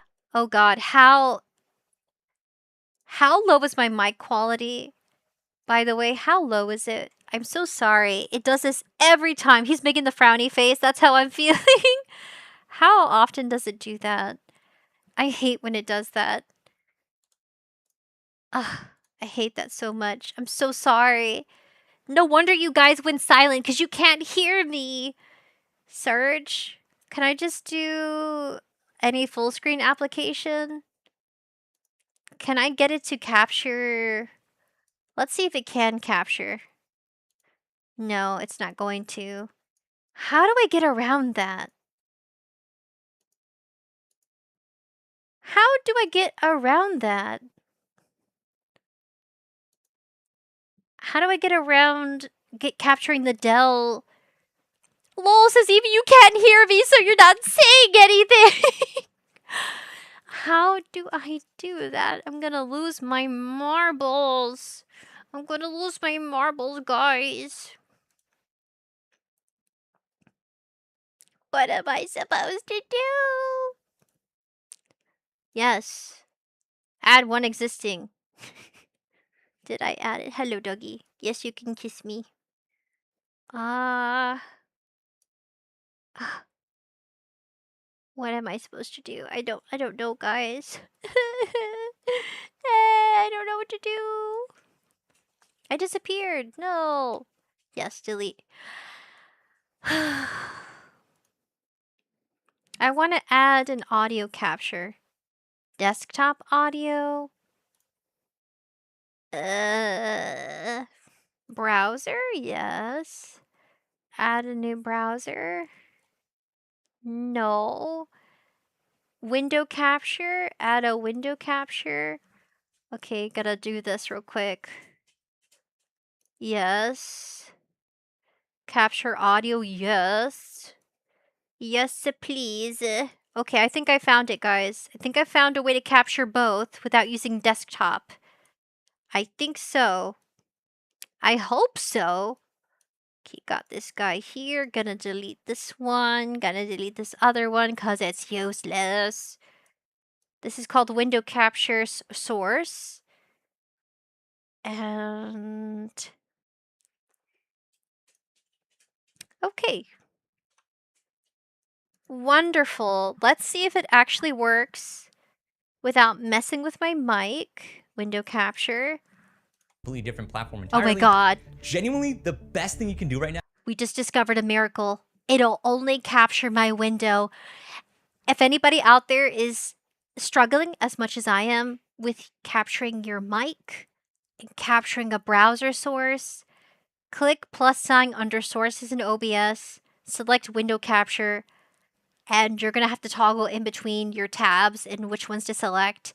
It'll separate your audio from your mic and the window capture audio. I'm so sorry, guys. I crossed my fingers. I hope I fixed it. Now is stop updating your PS5. Why? Because of the amazing jailbreak scene that's already out there for the PS5. Finally! I did a whole video on all the cool stuff you can do with a modded PS5, but basically, for those not too familiar with the concept, modders, hackers, researchers, stuff like that, they like to find little vulnerabilities in the PS5 software that lets them run code that was never meant for you to actually touch, and use that to completely unlock what's possible with your PS5. The big stuff is being able to do stuff like backing up copies of your physical games, transferring them back and forth between consoles, backing up. Basically, use a burner CD software and burn your downloaded games onto your blank CD. Basically, pirate. Ghost Runner. Oh my god. People are going to turn to pirating. How to Pirate 101. This is a glimpse into the future. This is how people are going to combat it. But that's like, it's not like you're selling it. But still, pirating's bad. Bad Pirate Ruby. Bad Pirate Ruby. Because I'm a pirate. Wow. You know what? I don't have PlayStation, but it does not surprise me if they do that. How's the audio? Is it better? I hope so. Now you can hear me! Your PS5 saves locally without some of these restrictions. Because you purchased those games, you should be able to do whatever you want with them. But the most important one that's developing right now is being able to dual boot Linux. Now, I think people forget that for a while now, this was a pretty big feature for PlayStation consoles. Sony even used to like market the PS2 and the PS3 as the everything in one console that you could play music, Blu-rays, DVDs, games, streaming, and yes, a Linux desktop. Go look up like other OS if you want to know more about that, by the way. But of course, capitalism came in and removed it from the PS3 even after advertising that it came included with the console, which they did get sued for and lost and had to pay everyone like $10. That'll show them. But the modern version of this is so cool. If you have access to dual boot, you can run any operating system that you want in this thing as long as it has the right drivers for it. Which means you're not only playing PS5 games, but also your Steam games, GOG games, Xbox games, whatever you want. And even play those games that Sony said would be too complicated to emulate on the PS5 and then ended up reselling to you through a subscription. Wait, guys, Tomb Raider Legend, we need to finish that series. I started it, but I never finished it, and I have it downloaded onto my PC. I bought it on Steam. Tomb Raider, guys. She was like the most sensual, sexiest, there, I'm gonna say it, sexiest character during the 2000s era. Just look at her. Beautiful, beautiful protagonist. And probably a lot of fan service. You can find it in that game. Because she just had this really nice body. And she was like a treasure hunter. And her name is Laura Croft. She is so cool. We have a Wii station. That's right, Nintendo Wii. We have a Nintendo Wii Tomb Raider game. But I think it's of Atlantis. We should play it sometime. I love Tomb Raider. That's another cool game we used to play as kids. Yeah, my parents were like, yeah, sure, why not? I don't know if it was on a burner CD. I think it was. We played the burner CD of Tomb Raider as kids on our PC. It wasn't even the official game because we couldn't afford games. So it was a burner CD. Bad Pirate Ruby. Bad. It was a burner CD.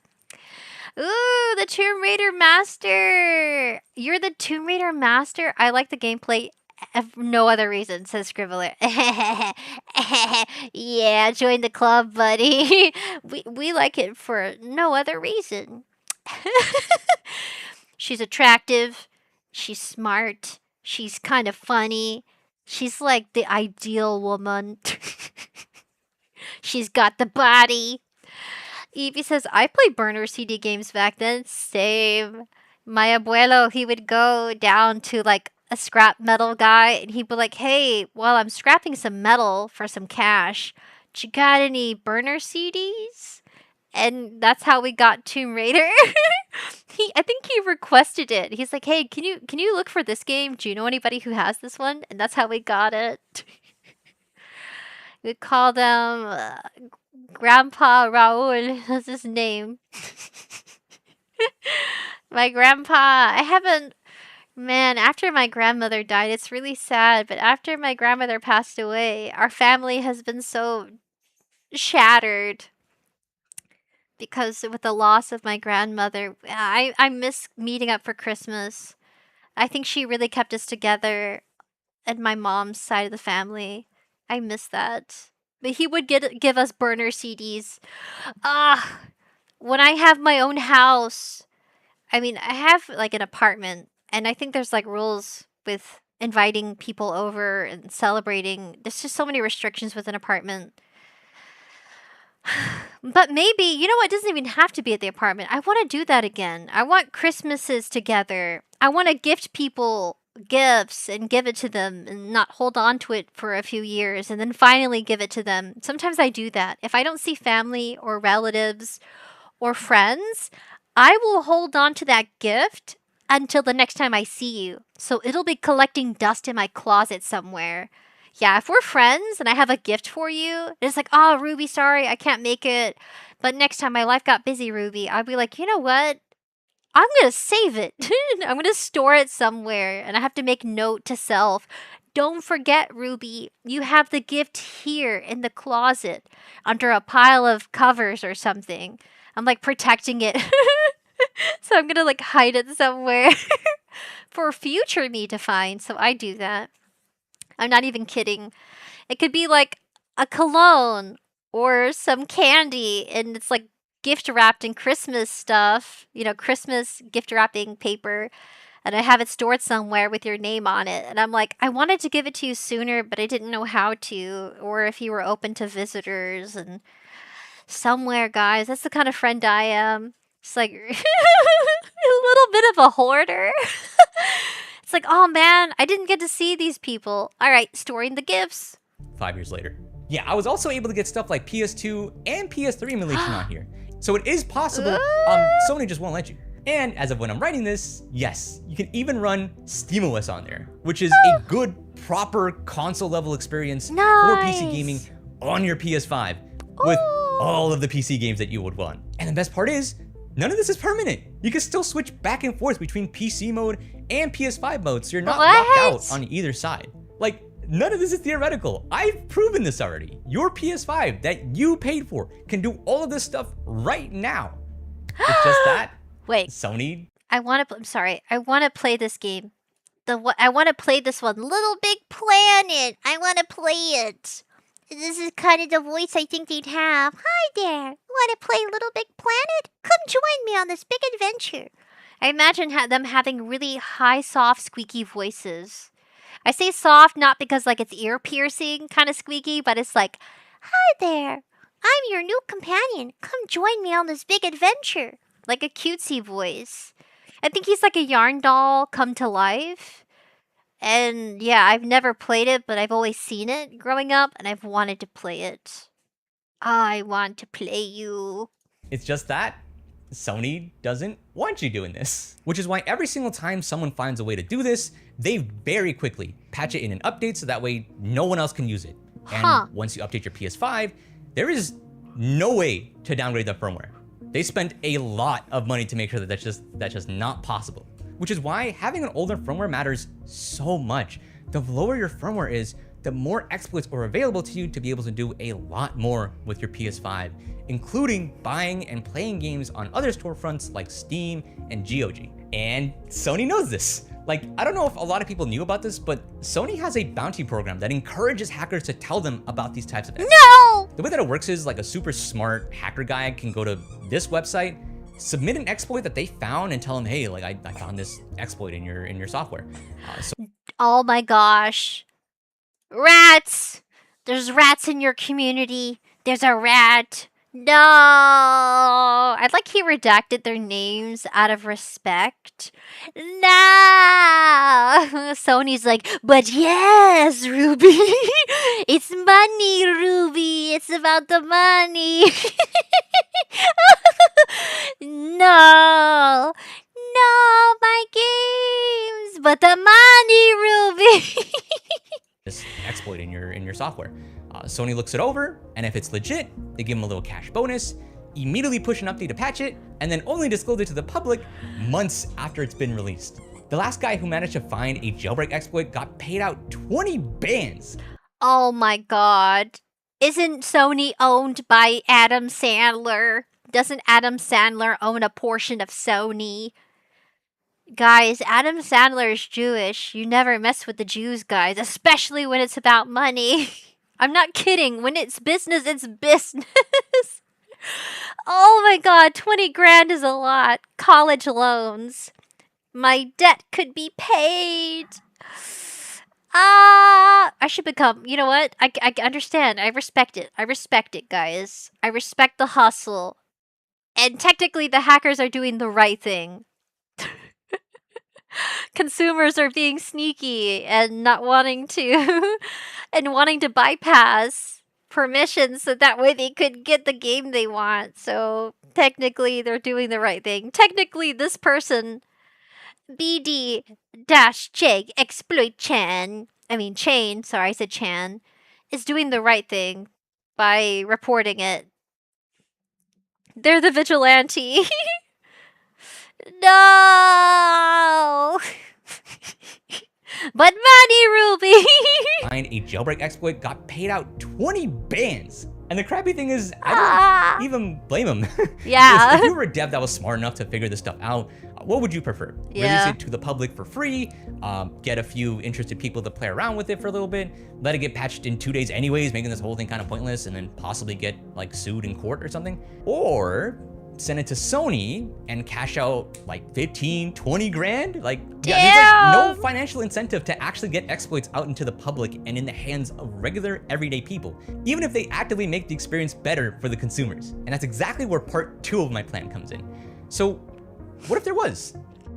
If you've been putting off seeing a doctor because you hate having to set up an appointment and calling a bunch of people to see which places take your insurance, you should know that there's a much better system now for people like me who hate dealing with doctor's appointments. With their sponsor, ZocDoc. ZocDoc is a completely free website that helps you find and book doctors, dentists, psychiatrists, whatever you need, and helps you find people near you that can actually fit your needs. So if you want to filter by which ones take your insurance or in-person meets only, ZocDoc lets you do that seamlessly. And guys, I normally skip these ads, these sponsor ads, but because it's about doctors and health and dentist, I'm gonna let it play. I need to book an appointment with a dentist because I have not seen a dentist in almost 3 years. Dun dun dun. But I brush my teeth. Yeah, I brush my teeth. How's the audio? I'm audio checking with you guys. Is it better? Can you hear me now? I noticed they don't interfere with each other, which is great. It's a great progress. Just checking with you. you can check out reviews from other people who've actually met with that doctor. And when you're ready, you can book an appointment right then and there, with some even able to meet within 24 to 72 hours of booking. And with over 150,000 providers across 200 different specialties like general doctors, dentists, physical therapists, you are sure to find someone that's the right fit for you. Gotta take care of yourself, dude. Scan the QR code up here or click the link in the description to try it out. It's free. He's and right. Thanks again to ZocDoc for sponsoring this channel because we're gonna do something really cool with their support. You're right. Now there are Your two help. downsides to doing this. Number is one, important. you won't be able to play online since, you know, you're not connecting to Sony servers anymore. But if you're already not going to continue with PlayStation, do you really want to keep giving them another 80 bucks a year to keep destroying what you own? And number two, running something like Linux requires a jailbreak, and those jailbreaks can take a little while to come out. But Sony basically gave us a 2-year heads up on this, so I know that are people that are already working hard on this, which is why I'm telling people right now, if you stop updating right now, in 2 years time, when Sony stops all the other disc stuff and stops manufacturing that stuff, there is a really big chance that someone's gonna have a jailbreak exploit ready to go, and you can go play all of your stuff on SteamOS or whatever else you wanna do. What? It's your PS5, you paid for it, you should be able to do whatever you want with it. Plus, He's referring to jailbreaking. Hi, babies. Babies feel better. Babies feel better. Thank you, Papa Roar, for helping me with doggos. Yeah, I don't take the doggos by myself out. It gets really late. It's not really safe for women to be outside this late walking dogs. I know some people live on their own, but if you have a boyfriend, a husband, or even like a sister, a brother, a dad, or a mom, you know, somebody, a roommate, go out together with your dog walking. Don't dog walk alone. It's not safe. It just, even if you're in an apartment setting, there's still some weirdos that may, you know, like some weirdos walking around. I hope they close the gates to the apartments I live at. I noticed they keep the gates kind of open, even after hours. Normally, the gates should close, but for maintenance, they keep it open. Maintenance should have a PIN number. Normally, maintenance will have a PIN number, and the PIN number allows them to get through the gate. And the PIN number changes monthly or periodically. Yeah, let's see. Yeah, I think I caught up with you guys. But yeah, but we have dogs, so it's like a dog apartment, pet apartment. So sometimes dogs get out. I really just hope they close the gates because sometimes people do randomly walk up over here into the apartment setting. Uh, you pay all this extra fees for amenities for being in a gated community. and it just, where's it going? The gates are always open. I understand packages. You can actually, for example, if you live in an apartment or you're going to live in an apartment setting, you can actually ask the main office, ask them for the PIN code because, you have a delivery coming and you want to make sure that your delivery driver can provide you your package, right? They can provide you the package. You have to give them a PIN number to the gate.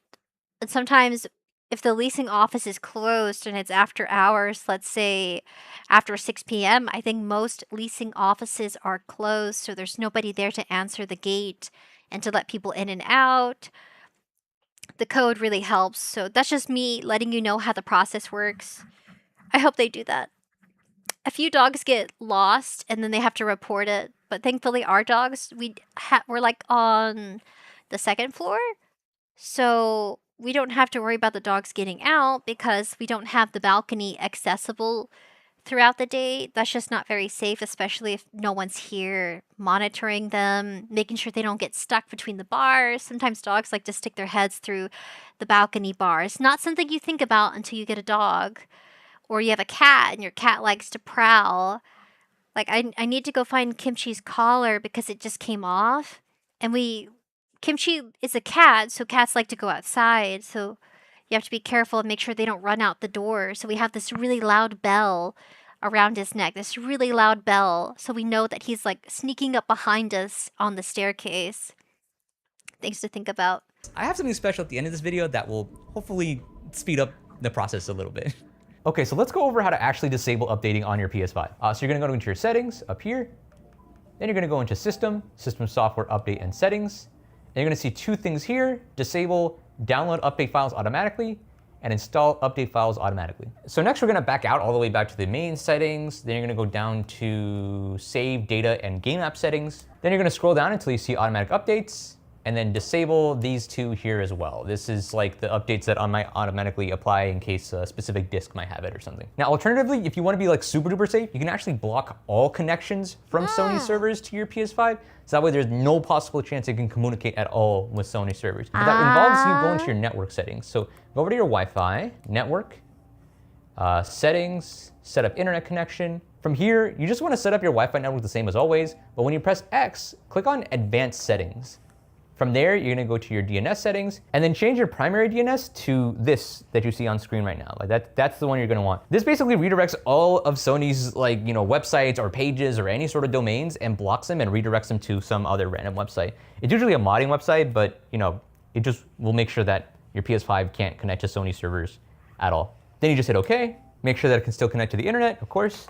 And if you want to check to make sure that it actually works, you can go into the user guide right here. I'll put it up on screen if it doesn't show up here, but basically it'll just redirect, which is kind of cool. Instead of it going to the user guide, it goes somewhere else. But yeah, that's really all you have to do to get ready. That's literally all of it. Okay, great. Now we've all stopped our I love that he does a tutorial for anybody that is interested in doing that. So if you guys have a PS5 and this is something that you want, come check out his video, show him some love and support. It's my first time actually watching his video. He seems pretty cool. I like how straightforward he is. whole digital future kind of depends on gamers like you and me always being on the latest firmware. That's how they can control the ecosystem. That way, the only place you can buy games is from whatever price that they decide on their storefront. Every single person that stays on an older firmware is a person that they cannot have control over. They cannot grab another 80 bucks a year from you from PS Plus. They cannot stop you from running Steam games on your PS5 or doing whatever you want with your hardware. They already got your money with the hardware, right? Might as well start using it for playing other games aside from just their store to buy them. Plus, to be honest, if you end up not wanting to do it, moddable firmware PS5s tend to go for pretty high prices on eBay if you ever want to sell yours. So you locked it in, you're officially on an older firmware, so how long is it gonna take for a jailbreak? Well, like I said, we have a 2-year head start right now, but honestly, we just really don't know. The biggest thing that's standing in our way right now is exactly what I was talking about earlier. There's just no reason for a dev to want to release this to the public if Sony would want to pay them out for it first. So this is where part 2 comes in, and I think you're really gonna like it. I'm teaming up with the Fulu Foundation to announce a bounty for anyone who can prove that they have an exploit that can run an alternative operating system on a PS5 that's running at least a firmware 13.42 or newer. At the time that I'm filming this video, that is the newest firmware that's out right now. I am so excited for this, dude. I always thought to myself, like, what if the community would just like pool together their money instead and just beat them at their own game? But I never really had the platform or the resources to be able to actually like set that up. But turns out Fulu was doing exactly that. Now, if you're not familiar with the Fulu Foundation, they're a non-profit organization that believes that people should be able to control the tech that they buy and own. And these guys are the real deal. They're like actively on the front lines, actually lobbying in courts and talking with lawmakers and advocating for consumer protections, specifically around Section 1201 of the DMCA, which actually protects this kind of work. By the way, I forgot to mention this, but like, do you know who founded the Fulu Foundation? Yeah, it's Louis Rossmann. What? Yeah, that should basically tell you everything you. Wait, hold on. Who's that? Louis Rossmann, founder and president. Louis Rossmann is an American electronics technician, YouTuber, and consumer rights activist. He co-founded Fulu and serves as the president of the foundation. He's also the founder of Rossmann Repair Group, now based in Austin, Texas, and specializes in component-level repairs of MacBooks and leads the Repair Preservation Group. With 2.2 million YouTube subscribers and high-profile advocacy, testifying in multiple state legislators, Lewis educates the public on repairability and fights for consumer control. Then there's Kevin O'Reilly, executive director.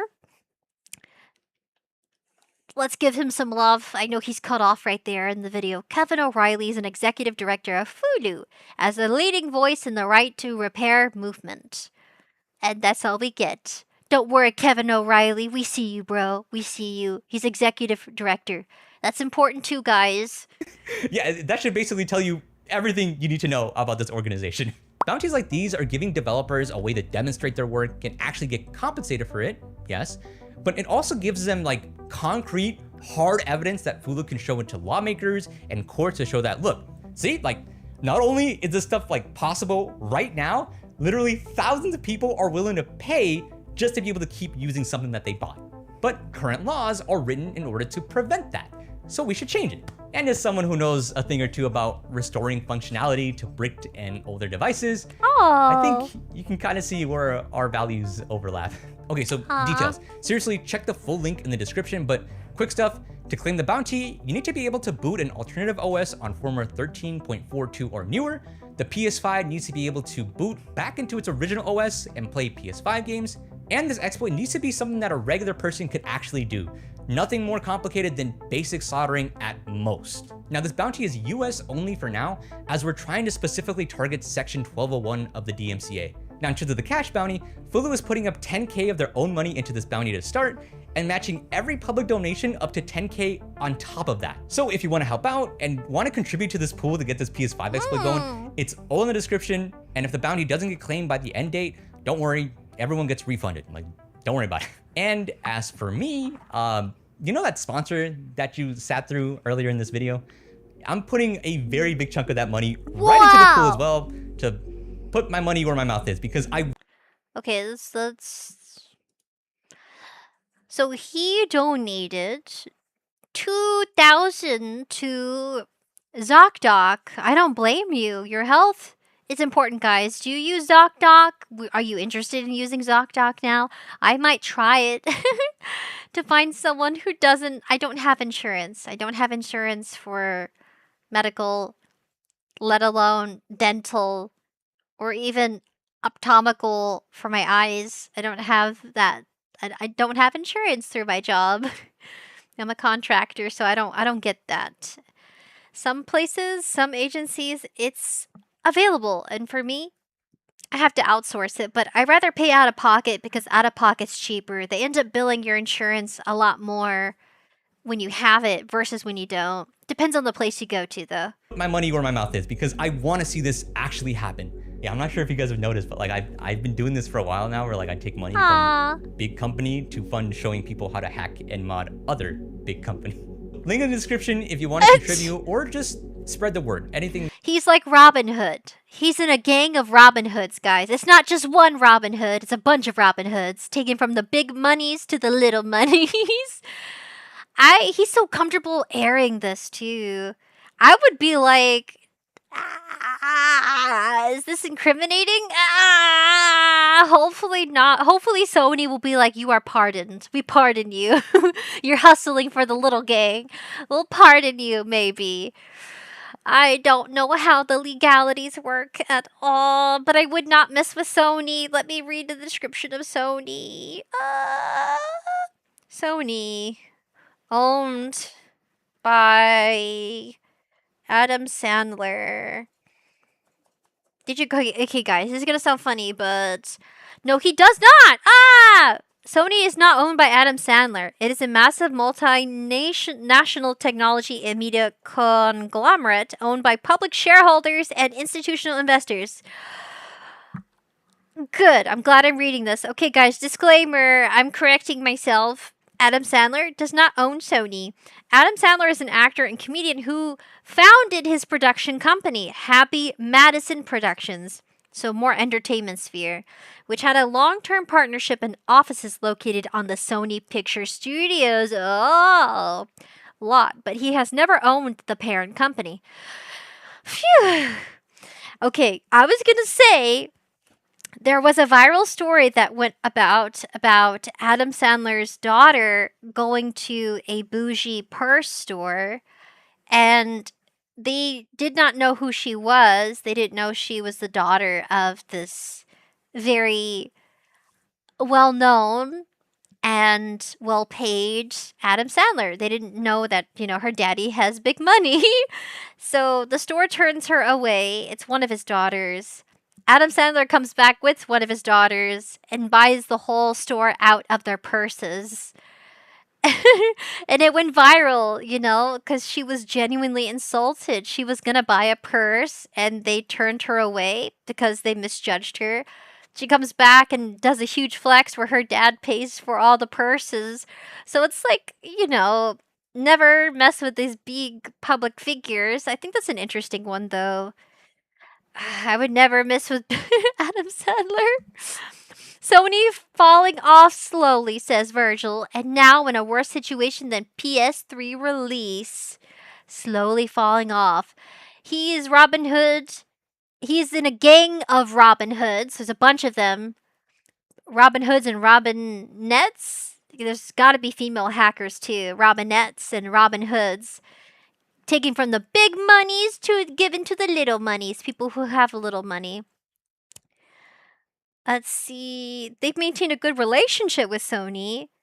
Adam Sandler. Daughter. Let me read about the scandal. Not a scandal. Daughter buys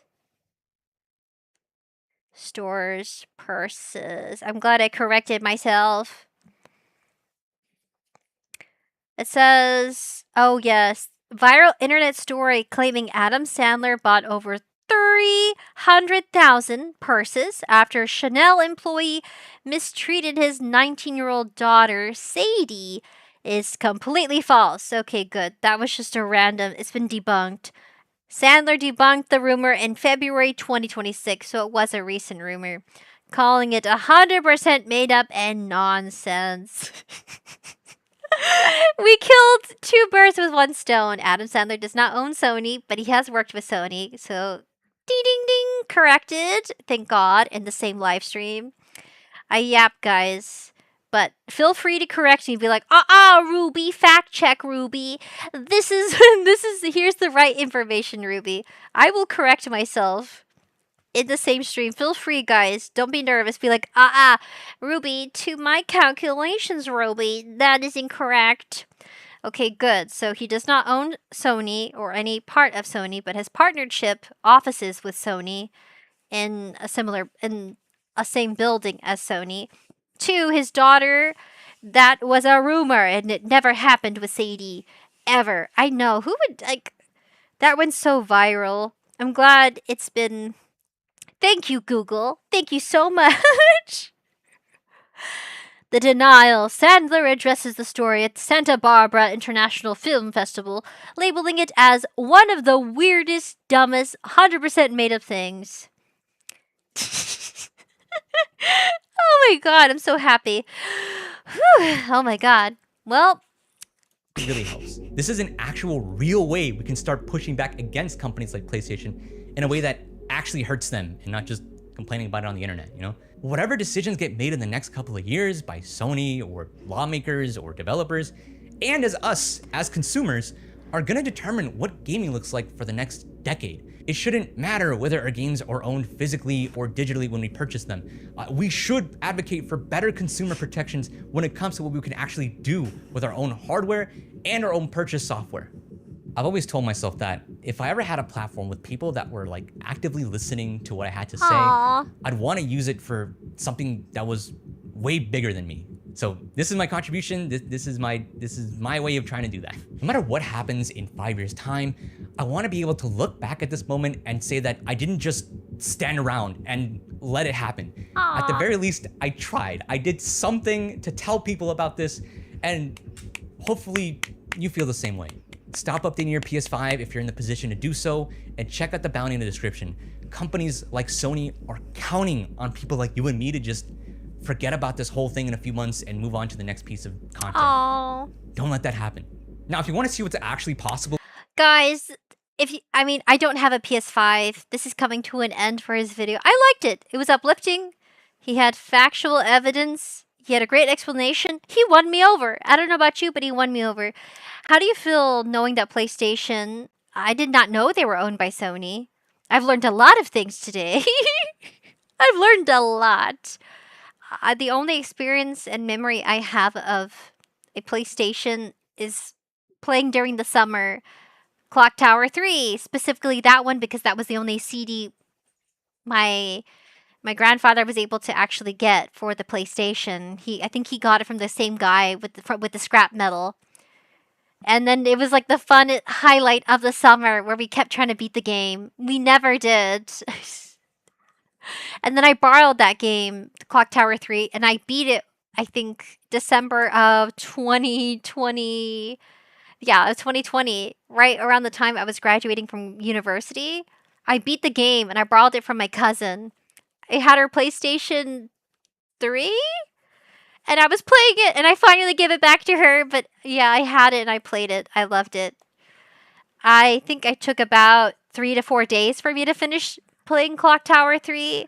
I did not record it because I was not a streamer back then, back in 2020. I think it was 2020. I was like 21 years old, and I was over here crashing out, trying to win the game. Finally finished the story, beat the ghosts. They're like demons. Clock Tower 3 is the premises of a young maiden. She's turned 15 or 16 years old. Her father died, but her grandfather, he's trying to become immortal. So he would have I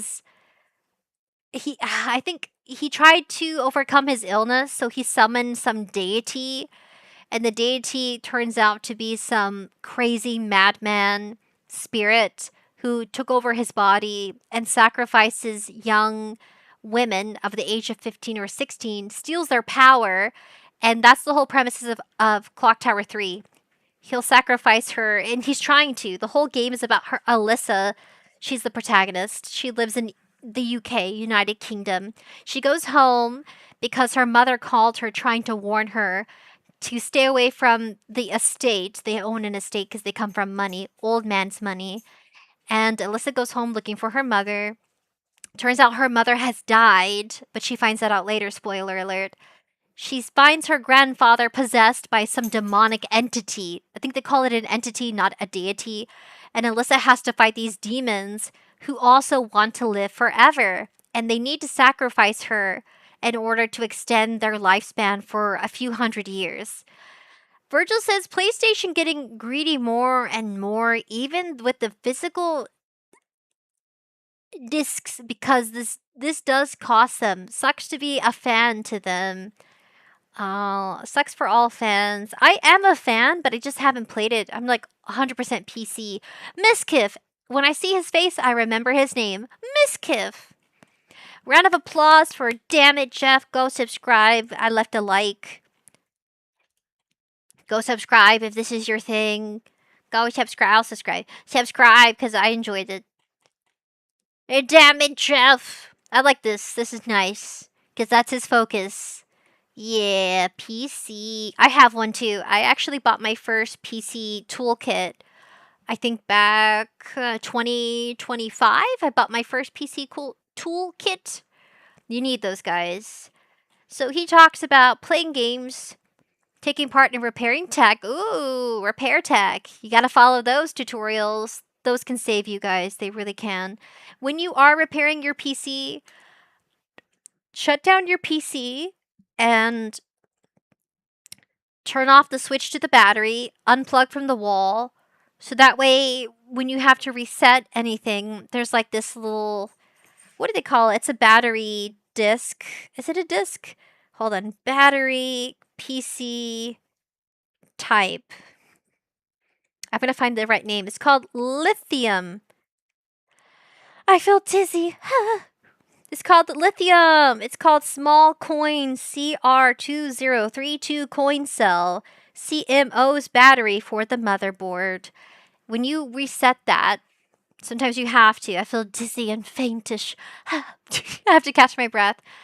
I think I'm just dehydrated because it's hot and I had some coffee. Coffee and caffeine dehydrate you. So, I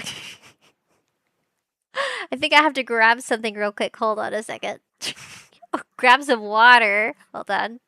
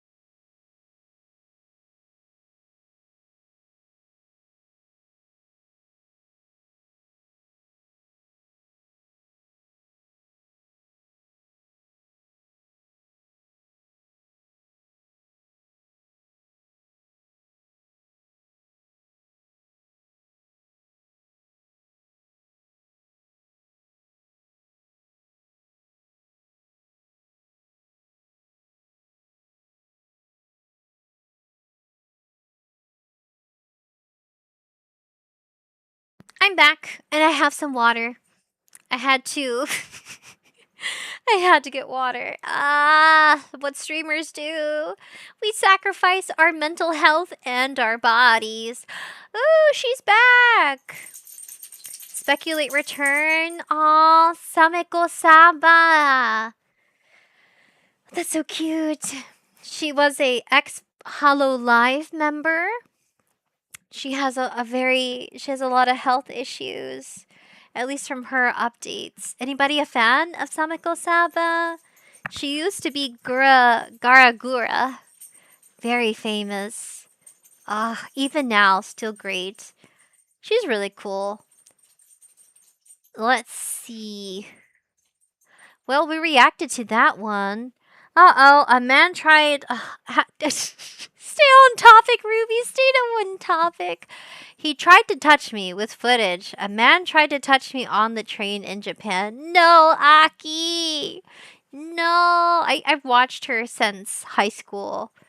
Yeah, she used to do cosplay. She used to do a series called What's in the Box? Yeah, What's in the Box? And that's how her intro was to opening like different boxes full of anime merchandise. Eevee! I remember her. Garagura or Aki Dearest. Samiko Saba. Let's watch this real quick. What do you mean the voice actor of Pearl is MAGA? What? We're talking about Steven Universe, right? The show about lesbians, non-binary characters. Almost all the cast is some minority, person of color, different shapes and sizes. I mean, this is the most woke show you can have. The voice actor of Pearl, a Asian woman, follows Charlie Kirk and other MAGA accounts, which is absolutely crazy. Girl, wake up. But I will say the memes that pop up are hilarious. Like, look at this drawing. That is crazy. Including or not including homeworld violence. Where did the stereotype of, like, liberals can't take a joke, liberals are a snowflake? Dude, like, liberals love Charlie Kirk dark humor jokes. Like, we love this stuff. Ain't no way you have Jasper saying my Kirk, your Kirk, Charlie Kirk. That is insane. This technically isn't the first MAGA supporter in Steven Universe voice acting. It's actually Nicki Minaj, who, like, I think only appeared in, like, one episode. But still, it's like, how are you voice acting for the gayest show ever and being MAGA? Choose one or the other, pal. What's weird is that since the Pearl voice actor allegation has dropped, Charlie Kirk's been weirdly quiet about it. Guys, I don't care. I think that's crazy. People care too much. Can we just enjoy the medium of entertainment without it getting political? I don't care. That's funny. I've been watching some of her vids too. She's funny. She has a lot of shorts. Oh my god, I got scared. Sus death sounds. Her name is K9SNA. Sorry, I burped. Excuse me. What do you think this picture is advertising? If you asked me, I would have said, some really dark robot show about the mistreatment of human beings. Well, Yeah. this ad is for a gym. What does this have to do with working out? So the very expensive gym Equinox has released a bunch of ads and people are very confused. So on the left, they'll use AI, and you can see by zooming in, there's the wrong amount of fingers. And then they use a real person. What does this have to do with the gym? I mean, it's a disembodied head, and a finger is going into her mouth. She is emotionless. This, to me, is fetish content. And people are obviously upset, protesting Equinox take down the photo. People are calling it techno-orientalism, which Free Blackfish says, this concept frames East Asians as hyper-technological, yet emotionless, dehumanizing them within futuristic, often cyberpunk narratives. Asian women are especially objectified as cyborgs, androids, or fembots. For example, Ex Machina or Ghost in the Shell. Blending the lotus blossom or dragon lady stereotypes with technological, disposable, and submissive servitudes. That got dark really quick. That's a very deep reading, but she didn't just come out with that. She read comments. Oh no. No. So like there is I know Elon Musk didn't he create Garok as a female? You can talk to her. Isn't her name? I forgot her name. What is her name? What is her name? There's a Garok female AI you can talk to. Garok. Garok AI girlfriend. Thank you. Her name is Annie. Like the little Annie orphan. The Little Annie, a virtual anime companion created by AI that features expressive 3D animations, voice interaction, and romantic flirting. I don't blame people for playing with that kind of stuff. I don't think you should take it seriously, though. Evie says, this is why political differences doesn't affect on the fans. Steven Universe had, for a kid show, Steven Universe had a lot of different opinions. I mean, literally, they're gems. They're genderless. They're all genderless because they're gemstones. They're alien gemstones. They're just physical formations of how they're feeling. And their real body's literally a gem. Evie says, I know some of my favorite voice actors are left-leaning, which doesn't affect me. Doesn't have an effect on me. It wouldn't have an effect on me either. I don't really care. I'm good, man. I'm just like, okay, cool. I think you sound awesome. I like the characters you voice. That's crazy. This looked interesting. I thought I was going to talk about technology. Nah, this does not encourage me to go to the gym. I don't know if this was an artistic choice.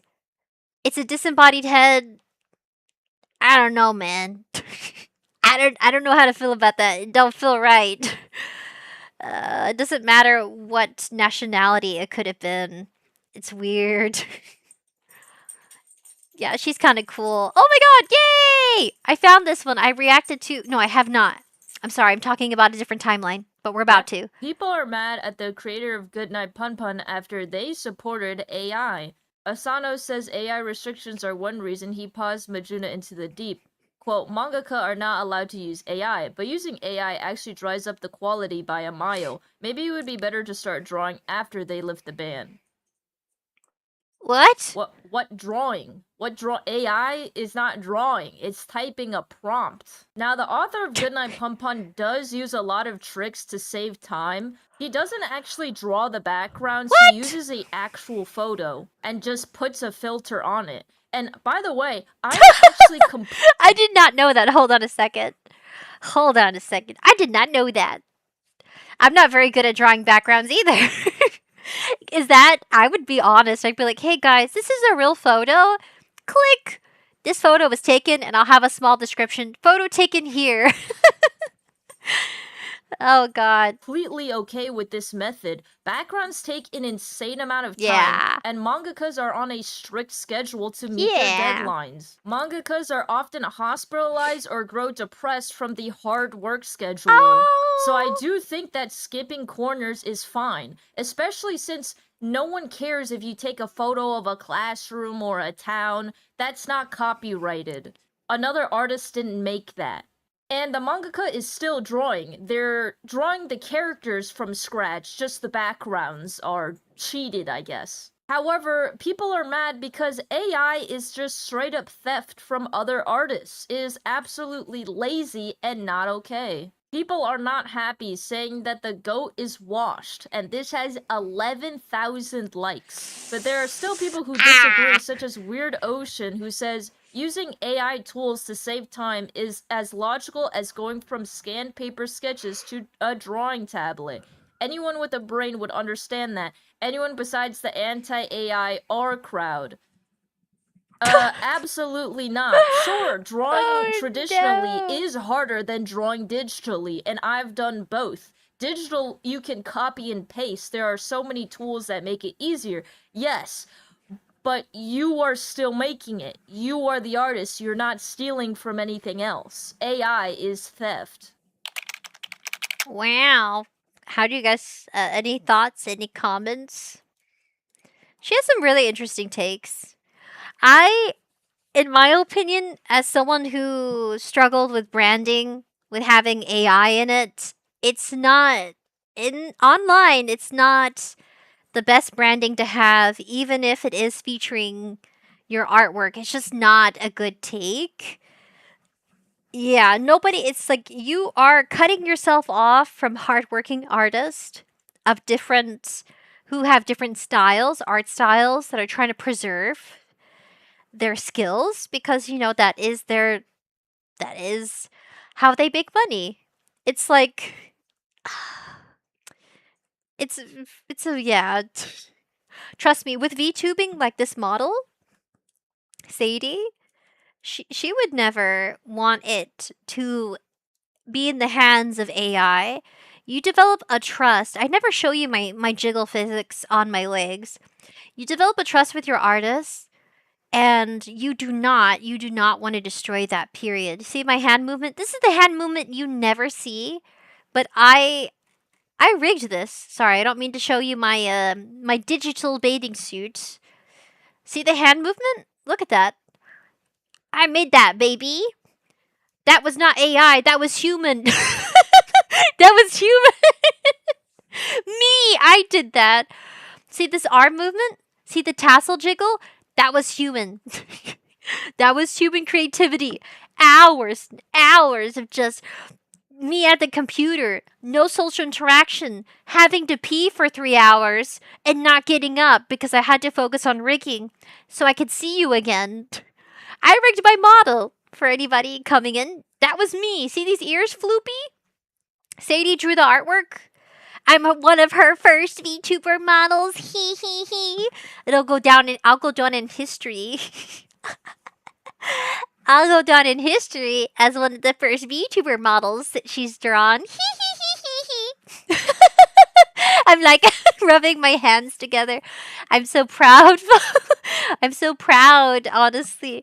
See, this is the first artist I ever developed a relationship with, which is why my take on the author of Poon Poon, Goodnight Poon Poon, is a dark comic, by the way. That's very dark. It has essay themes. It has alt delete themes, seppuku themes. Yeah, that one's if you like dark thrillers, that's Goodnight Poon Poon is for you. That little one right there. See that one? Goodnight Poon Poon. I've watched people talk about the breakdown of the series. Definitely worth a read. I think I'd cry. If I want to cry hysterically, I'll read it. But for now, for my sanity, because my job's emotionally draining as it is, I talk to people who lost their jobs. I talk to people who are filing because they've been harassed at work. Because I work for.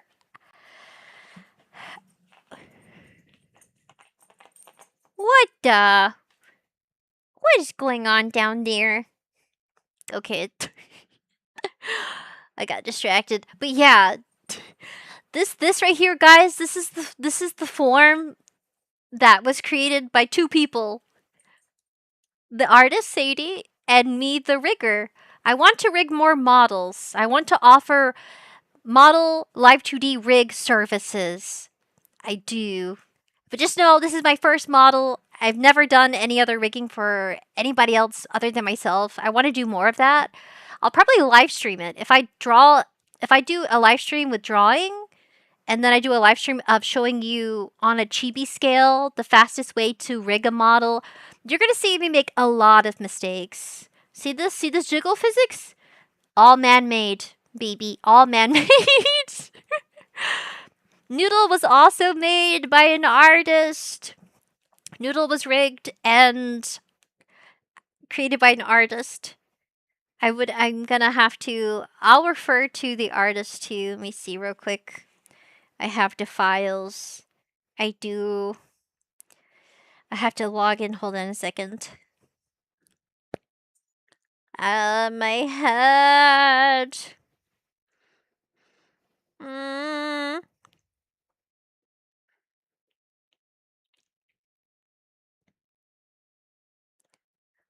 I have it. I do. Let me see real quick. Uh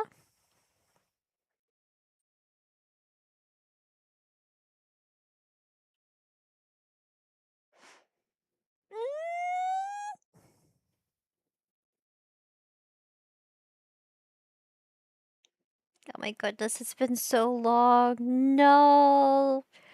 No, I can't have forgotten.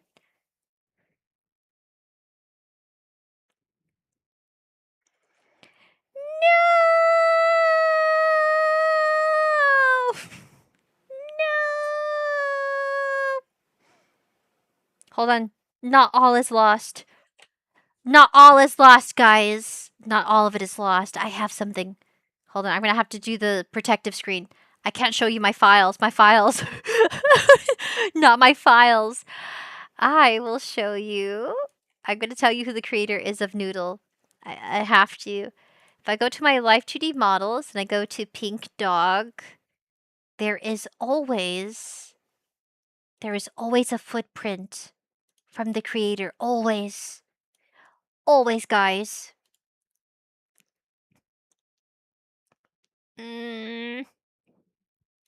Come on.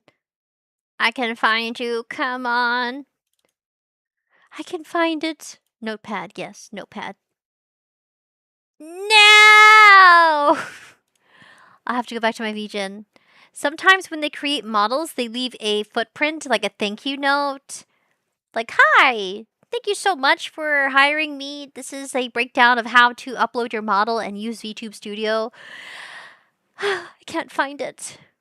Normally, they'll leave a thank you note or some sort of like credit note.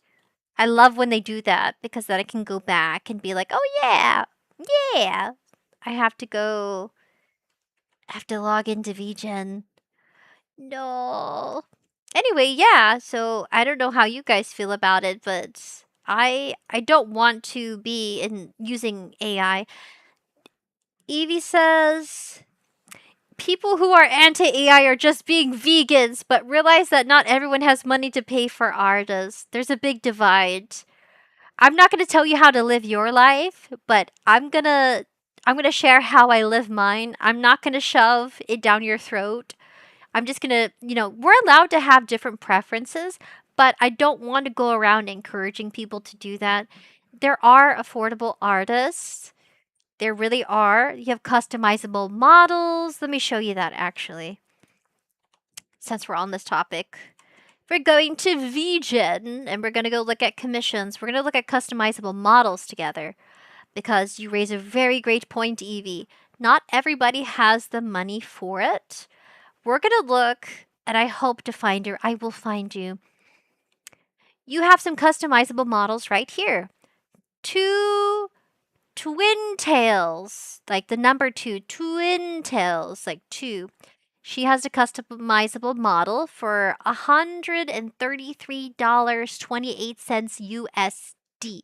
That is a very affordable model. I'm just going to showcase it. There are alternatives, but if you have the preference of using an AI model, I am not going to tell you how to live your life and what to do with your money. I really am not. However, if you ever want to work with artists, especially artists that have shared they don't prefer you to do that, just know they're just trying to preserve their art style. They're not trying to cheat you out of your money. They genuinely just work really hard at what they do with drawing the VTuber models, and they're trying to make sure that they don't get scammed or cheated out of opportunities to have commissions. But listen, you're an adult, I'm an adult. You're gonna do what you want. I'm not gonna tell you, we can't talk anymore because you don't believe in what I believe in. Man, I don't care. I'll still talk to you. I'm like, hey, we don't have to agree on everything, but we can still, like, chat and stuff. I think it's crazy when people do that, when they're like, I'm gonna ban this person because they like pepperoni and olives, and I hate olives. Ban! I think that's retarded. Guys, don't worry. In school, I have story time. I've been called a retard by a teacher before. Technically, I am a retard. I was special ed. I was a special ed student at my school because I had dyslexia and ADHD. I was put in that category, so I did have a teacher tell me. So you know what I can say? Personal experience, upbringing, and yes, it is 100% true. It's going to be on my wiki page. Ruby. Ow! Ow! I laughed so hard, it hurt. But yeah, no. It's true. My teacher said it was, so it must be true. Teasing. I'm just teasing, guys. Evie says, for me, I made my own PinkTuber model to bought cheap from VTuber models like the Eevee and linking model for under $20. Oh, inkling. Evie also says, I bought the new Eevee VTuber model for over $300. You know what? This is only female VTuber models. I can see why you guys I can see where are my male models. Where are them male models at? You got pastel underscore VTuber. I'm scared. I'm so scared. Okay. It was a bright flash of light and I got scared. So you can buy this for $135 or more. 3D customizable model, new update. Ew. I like that. It's you face. It's not ooh. It's more of a ooh kind of face. Yeah. Yeah, baby, show me the details. Ooh, yeah, look at those bangs. Oh, oh my god. Side bangs? Oh, hell yeah. Braids? Bring it on. Ooh, pigtails? Yes. Ooh. You can have a variety of ears. Christian says, I was in special ed as well, though 5th grade to the end of high school and 12th grade. Oh, Christian, it's relatable, dude. People do treat you a little different, so I wouldn't tell the other students, but because it was a small elementary school, everybody knew. And one girl cried. There was a popular girl. We'll call her, I don't want to say her real name. We'll call her, yum, yum, yum, yum, let me see. We'll call her something else than her real name. I can't think of a fake name. I want to say her real name, but I'm not going to for the sake of, just her privacy. So she ends up getting diagnosed with dyslexia and she joins the special group with me. I'm laughing because I thought this was my normal. Hey, Ruby, you're going to go to the special class now. Oh, I do? They're like, yeah. Don't worry, it's fun, Ruby. We're just gonna practice reading and writing. It's okay.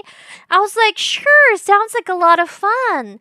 Okay. And we would do this during recess. So instead of having recess, I would go upstairs and get coordinated to a special teacher. She's like, hey guys, don't worry, don't feel bad. You're not missing out.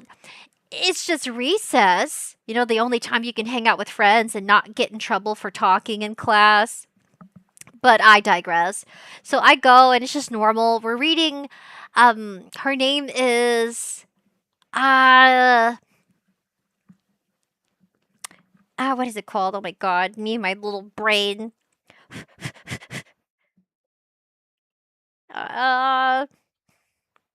Something Rising.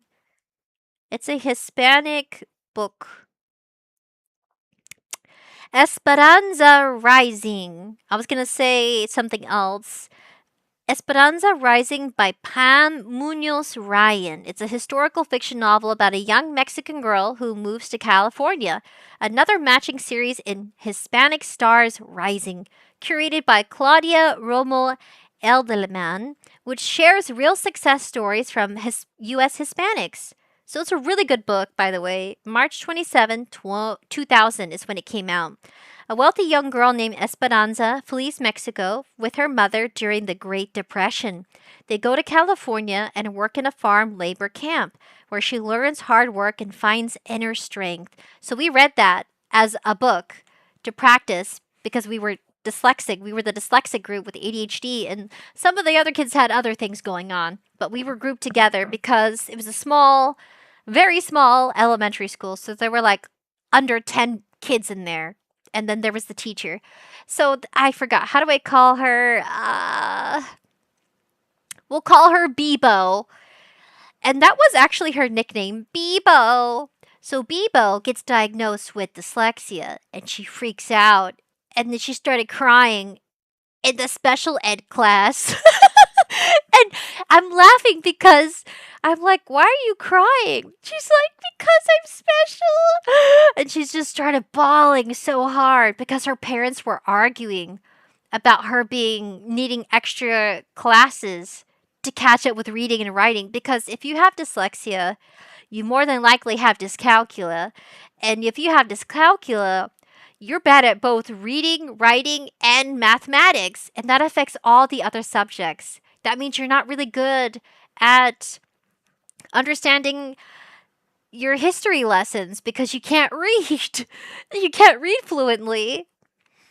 So she was crying, and I just kind of stared at her and told her it's okay. And she's like, no, it's not. She's like, I think my parents hate me now because I'm special. And I was like, oh. She thought she was being punished by being brought into the like special reading class. And I was just looking at her like, what is that? Like, how do you see me then? You know? And I think she told me no offense. She's like, I'm not trying to offend you. It's just my relationship with my parents is like strained. And I think her parents were going through a really rough time and they were just kind of taking it out on her. Yeah. That's messed up on the parents as Christian. I think they were definitely the parents weren't having it. And I sometimes parents don't react in a helpful, positive way. Sometimes they react with like as if you're a burden and you're going to cost them more money because you have to enroll in your kid in some linguistics classes for reading and writing. It was really traumatic for her, and for me, I'm just confused because my parents were the exact opposite. My parents were like, "Oh, well, I wasn't the only one who had dyslexia. My younger sister had dyslexia too. And the two of us were like, okay, we'll go to these extra classes. It was normal because it started from a very young age. It started from, I think, first grade for the both of us. So we were already used to this, but it was Bebo's first time. And I think she was a fifth grader. And I had already been going like probably 3 to 4 years, maybe even 5 years before. So it was nothing to me. It was like, yeah, I do this all the time. It was ordinary for me, but not for her. So eventually she got used to it and she felt more comfortable. And, you know, I had to assure her, we're just going to be reading and practicing words. Don't feel bad. And it was her coming to terms with she does have something that she needs to work on, but she's not the only one. Christian says, yep, that's pretty much what happened with me too, Ruby.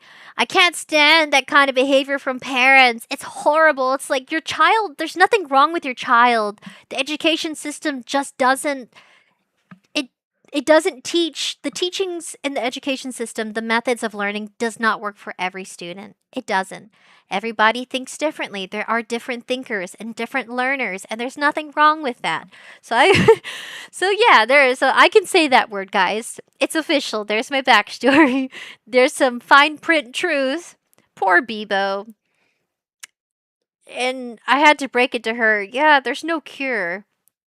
And she's like, what? I'm gonna be like this forever? And I was like, yeah, Bebo, me too. Like, it's forever. And she's like, forever? And I said, yeah, dyslexia never goes away. You grow out of it, maybe, but that's just my parents talking. You know, we're little kids, so it's like, what do we know? I'm like, I don't know, maybe. I was like, all I know is it'll be with me forever. That's probably why I can focus better, because I had all these extra courses I took during school, during lunch period, during during recess. I was going to a children's hospital. On top of that, I was going to a children's hospital and I was going to these reading, writing lessons. You just need more attention. That's all to, yeah. Yeah, it can be pretty traumatic for kiddos. I was like, you know what? I was like, this is my life. It's okay. School is not forever. I think that's why I hated school. Go check out pastel_underscore VTuber. Mm-hmm. It won't let me escape. Okay. So, yeah, there's some affordable models. Oh god. No, true story, guys. I need to make a wiki page. I don't have one. I have a previous one, but I don't have an updated one. You have one for $99 by Floof. By Floof. But she's a female. We got some horns. Nice. Got some wings. Ooh.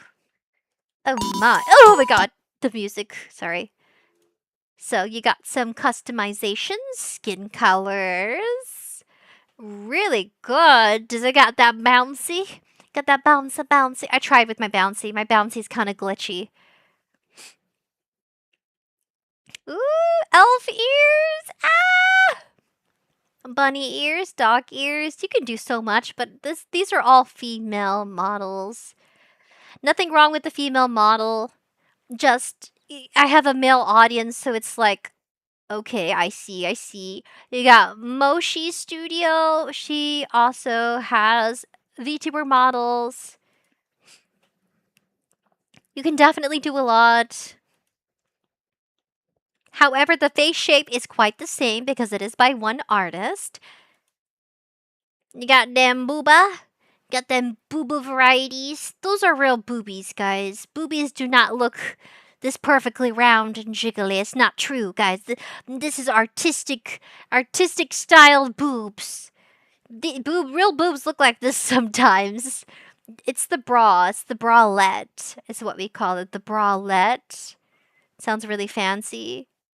Ooh, some thigh action. I mean sleeve. I'm sorry. I got distracted by the thighs. Nice. Got some jackets. Got some tails. Got a tiger and a coon tail. Got some whale shark tails. Got some fox tails. I do not know what those things are, but they're tails. Cat tail. Rat tail. Skirts. More skirts. Shorts. Skirts. Pants. Pretty cute. Go check out Mushi Studio. I think that's all I can do so far. Yeah, Bijan! You can find an artist. Maradada and Mint Phantom. So cute. I love Maradada likes to eat her momos. She'll try to eat them. Delicious. I bet they taste like marshmallows with a meaty center. Got Dookie! Iron Mo! Wait, no. No, this is Pixie Glue! I'm so sorry for confusing you for Iron Mouse. Yeah, you can find so many commissions! Ah! My goodness, story time got kinda dark, but know that I laughed to make it lighthearted. I'm not trying to traumatize anyone. I don't want you to be traumatized, guys. I love these commissions. We're gonna put VTuber model. That's how we got to here, because we started talking about AI artist. Look how cool that is. It is quite expensive. Oh my. Sometimes they say art and rigging, and sometimes they only say art only. I need to make a rigging video, which usually is like under a minute or 2 minutes, showcasing the model rig. Yeah, not so bad. Yeah, if your kids get diagnosed, maybe it's not dyslexia, maybe it's not dyscalculia, maybe it's not ADHD. However, just know that how you react is important because it will establish, it'll tell your child a foundation on how they should feel about this new discovery. It should be, make it fun, make it humorous, make it fun for them because they're kids. That's what I would do. My kids, man, they're gonna get diagnosed and I already know the answer. You got it from your mama. It's too late for you. It's genetics. You were bound to be dyslexic just like me. I'm gonna make it fun. Congratulations! You're just like me. It's not so bad. It just means more homework.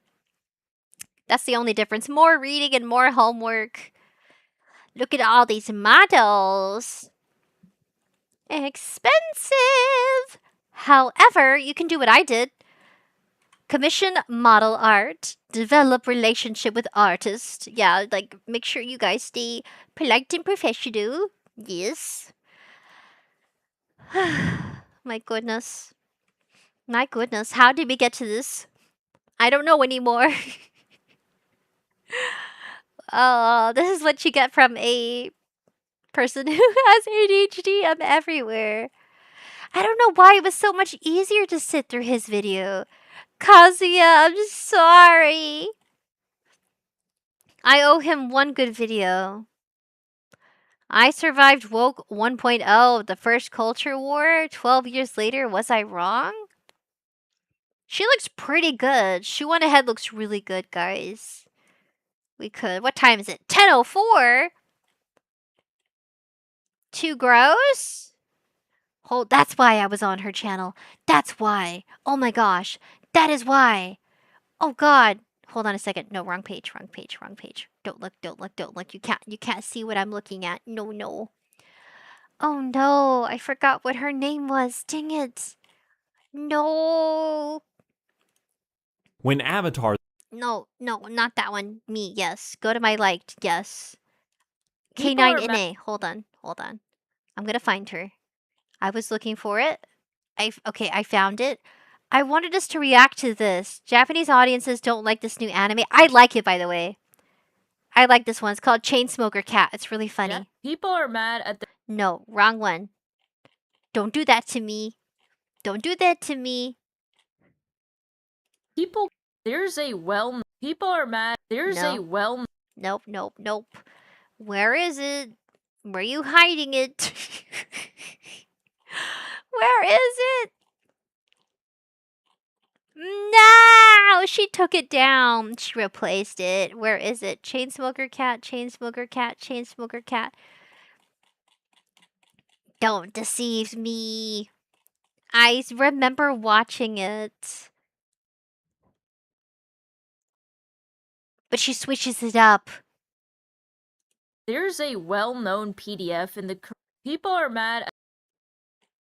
This. What do you mean the? I'm finding it. I'm looking for it. Where? That's it. That's her most recent. Not it. Not it. I have it on mute because I want to find it. Don't tell me you took it down. There it is. Found you. Ha ha ha ha.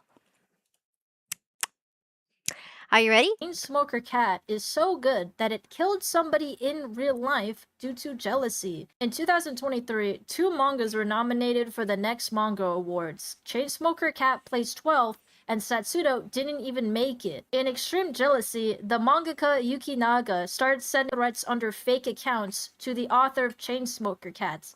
But the government quickly found out because they were using all the same IP. Yuki Naga tried paying 1 million yen, which is about $6,000 USD, to try to silence the scandal, but it was too late. His manga got cancelled quickly after. Then he mysteriously died. Some people say he took his own life from being shunned back. And what a shame, because his manga is actually pretty good. Especially the fight scenes. I mean, he has a great understanding of movement. Even though it is a still drawing, I can feel the impact of each panel. The story isn't bad either. This is truly a case of jealousy getting the worst of a person who is talented. It goes to show you, you should never compare yourself to somebody else because it will be your own downfall. Did he pee himself? That sucks, dude. To fight and pee yourself sucks. Look at that. Oof. I don't like No. There it is. Ha are ha. apparently not liking this new anime, Chainsmoker. Japanese There it is.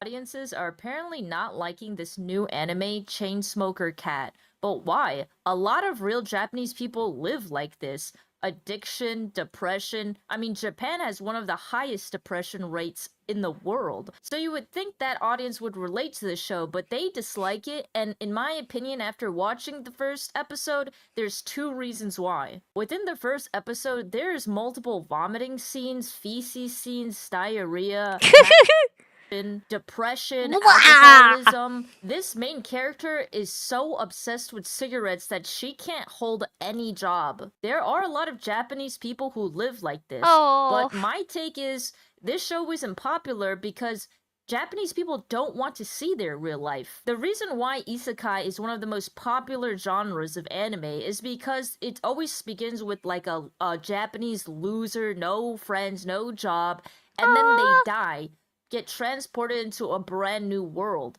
It's escaping the real world. And number two, they don't enjoy seeing cute anime women be gross. Even if this is how real people are. Even though there's only 2 episodes out right now, I can see people liking this. It's a very raunchy show. Stinky kitty. Very stinky. I love Chainsmoker Cat. It is quite pervy, by the way. If you watch it, it's a little pervy. Do you guys want your perfect anime woman? I'm sorry, I'm not perfect. I'm human. I vomit. I wish I could vomit rainbow. Evie says, Woke 2.0 is where I got falsely accused. But they did it for clout and not for money. No, Evie. Christian says, anyway, excuse me for my absence. I needed some time away. That's okay, Christian. If you need a breather, guys, take a breather. You're okay. Don't feel bad. I don't take it personally if you need a breather and you need to come back. Or if you fell asleep. Wake up, wake up, wake up, wake up, wake up. You're like, oh, Ruby, I'm falling asleep to hearing you yap. Yap, yap, yap, yap, yap, yap, yap, yap. And I'm like, wake up. The little demons are telling me to wake you up. Wake up. Lol, says Evie. Christian says, anyway, excuse me for my absence. I needed some time. You're good. I like this stinky cat. Stinky, stinky. Her breath probably smells like stinky feet. It is very pervy. Go like and subscribe. Subscribe to K9S underscore nah. People liking this. It's a very raunchy show that sometimes deals with real life depression. Of course, it's not for everybody. There is a lot of Oh god, that's so stinky. Stinky. There's like poop all over the walls, probably vomit. Hey, at least she's got her priorities straight. She's got a TV and maybe can afford Wi-Fi. gross humor. One time, the main character drops her cigarettes in feces and still picks it up. I don't know. Would you pick it up? Let's read the comments. Who would pick up that freaking... hey, if I was addicted to nicotine, I'd be like, oh, hell yeah. Dog poop ain't gonna stop me. Pull out some scissors. Snip. I got my cigarette. Just be... I'm gonna knock on wood. Just be happy that I'm not addicted to cigarettes or alcohol because I have a lot of relatives who are. Is it genetics or is it upbringing? I think it's both. This is Juan Manuel Penaloza, 9264 user says, art is a mirror to the audience, and sometimes the audience doesn't like what they see. They're like, oh no, I see myself in this drunk, stinky kitty. I see myself in Chainsmoker Cat. I am stinky. My breath smells like feet. It's okay. Don't be sad. There's a lot of us out there that's stinky. Pikachu Nino Cat 6484 user says, too relatable. Edit to add. I don't mean that. This is relatable to everyone. I just think it's quirky. Hey guys, I have people addicted to stuff. I have relatives that are addicts. Yeah. You see them sometimes, and then they disappear for most of the year. That's what it is. Japanese audiences are apparently not liking this. Okay, no, I'm sorry. I was scrolling, guys. Sorry about that. Yeah, no, I do actually. Addicts, if you have a relative who is, there are people too. You hardly see them unless they need money. It's a true story. It's a very true story. That's the only time they come out of hiding. You're like, where have you been? You've been gone for like a year. And they're like, oh yeah, I ran out of money. I'm back, kind of thing. It's like, it's a real thing, guys. I'm not kidding. Yeah. Yeah. Oh, got scared. Got scared by something.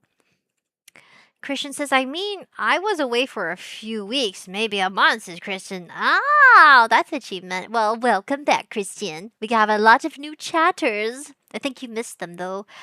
Evie, the cat is stinky like Nova. You like your stinky chicas? You probably do.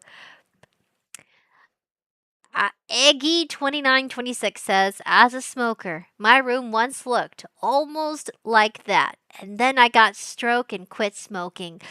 Oh, ouchie. Feel better, Eggy. Kashava0724 says, they don't like looking in the mirror and seeing this. I think it just brings them to a dark place. I can watch this, honestly.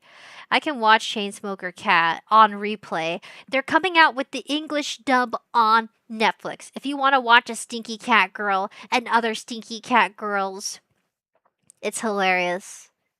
It's so freaking funny. So, Chainsmoker Cat, her mother is addicted, so it's like in her blood. And they're called Beastmen. And a lot of the Beastmen get really terrible jobs because they're part human, so they're kind of like less than human.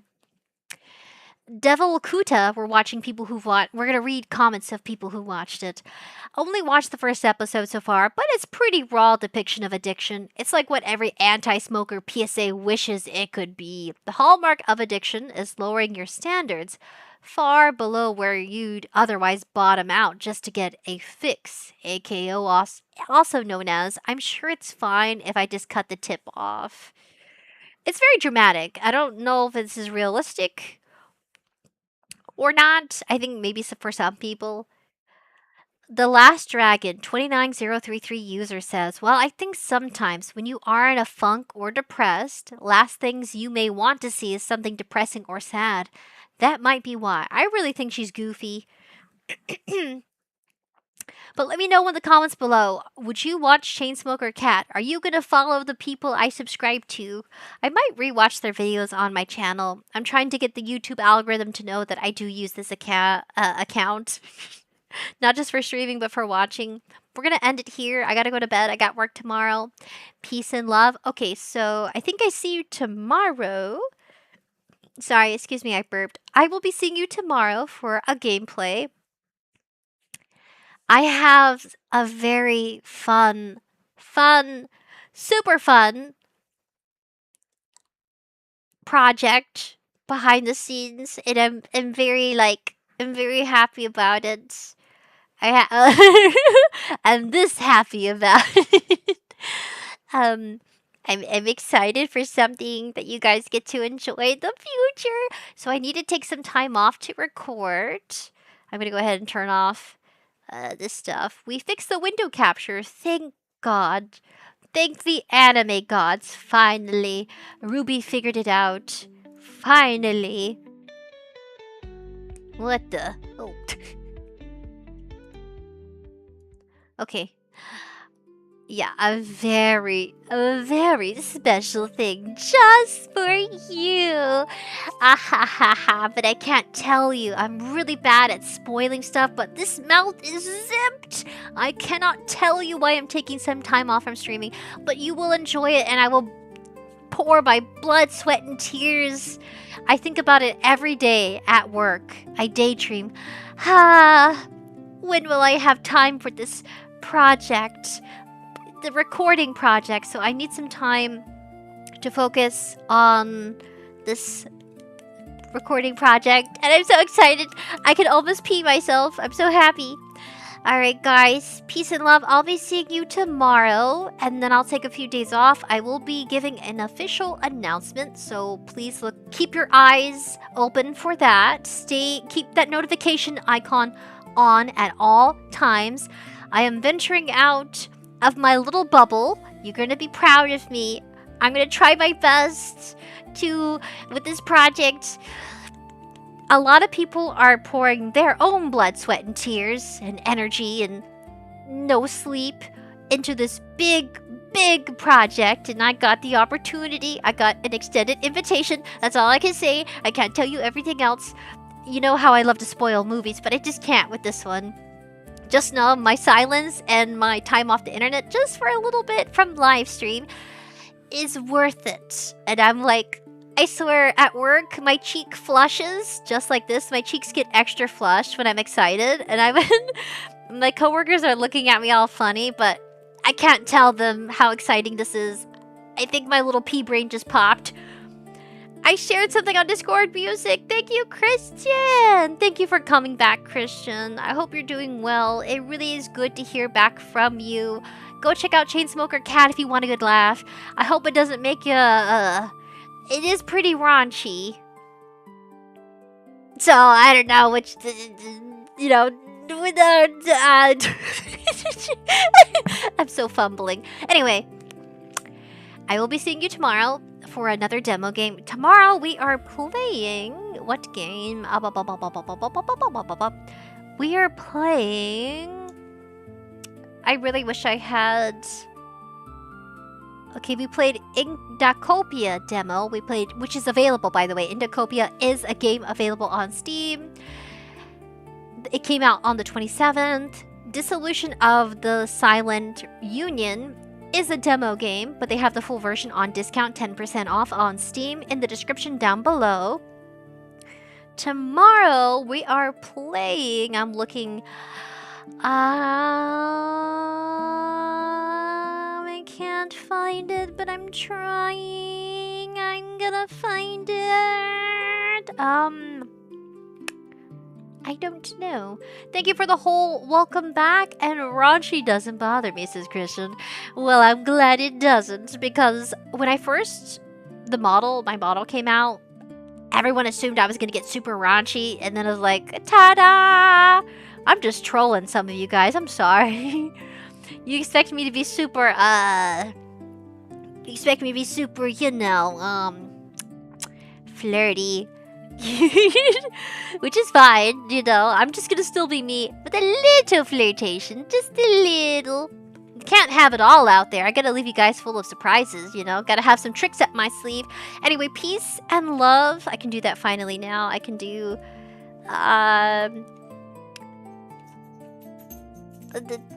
peace and love, guys. I will see you tomorrow. Please keep the notification icon on. But thank you for coming and yapping with me. Go check out Chainsmoker Cat. It's super funny.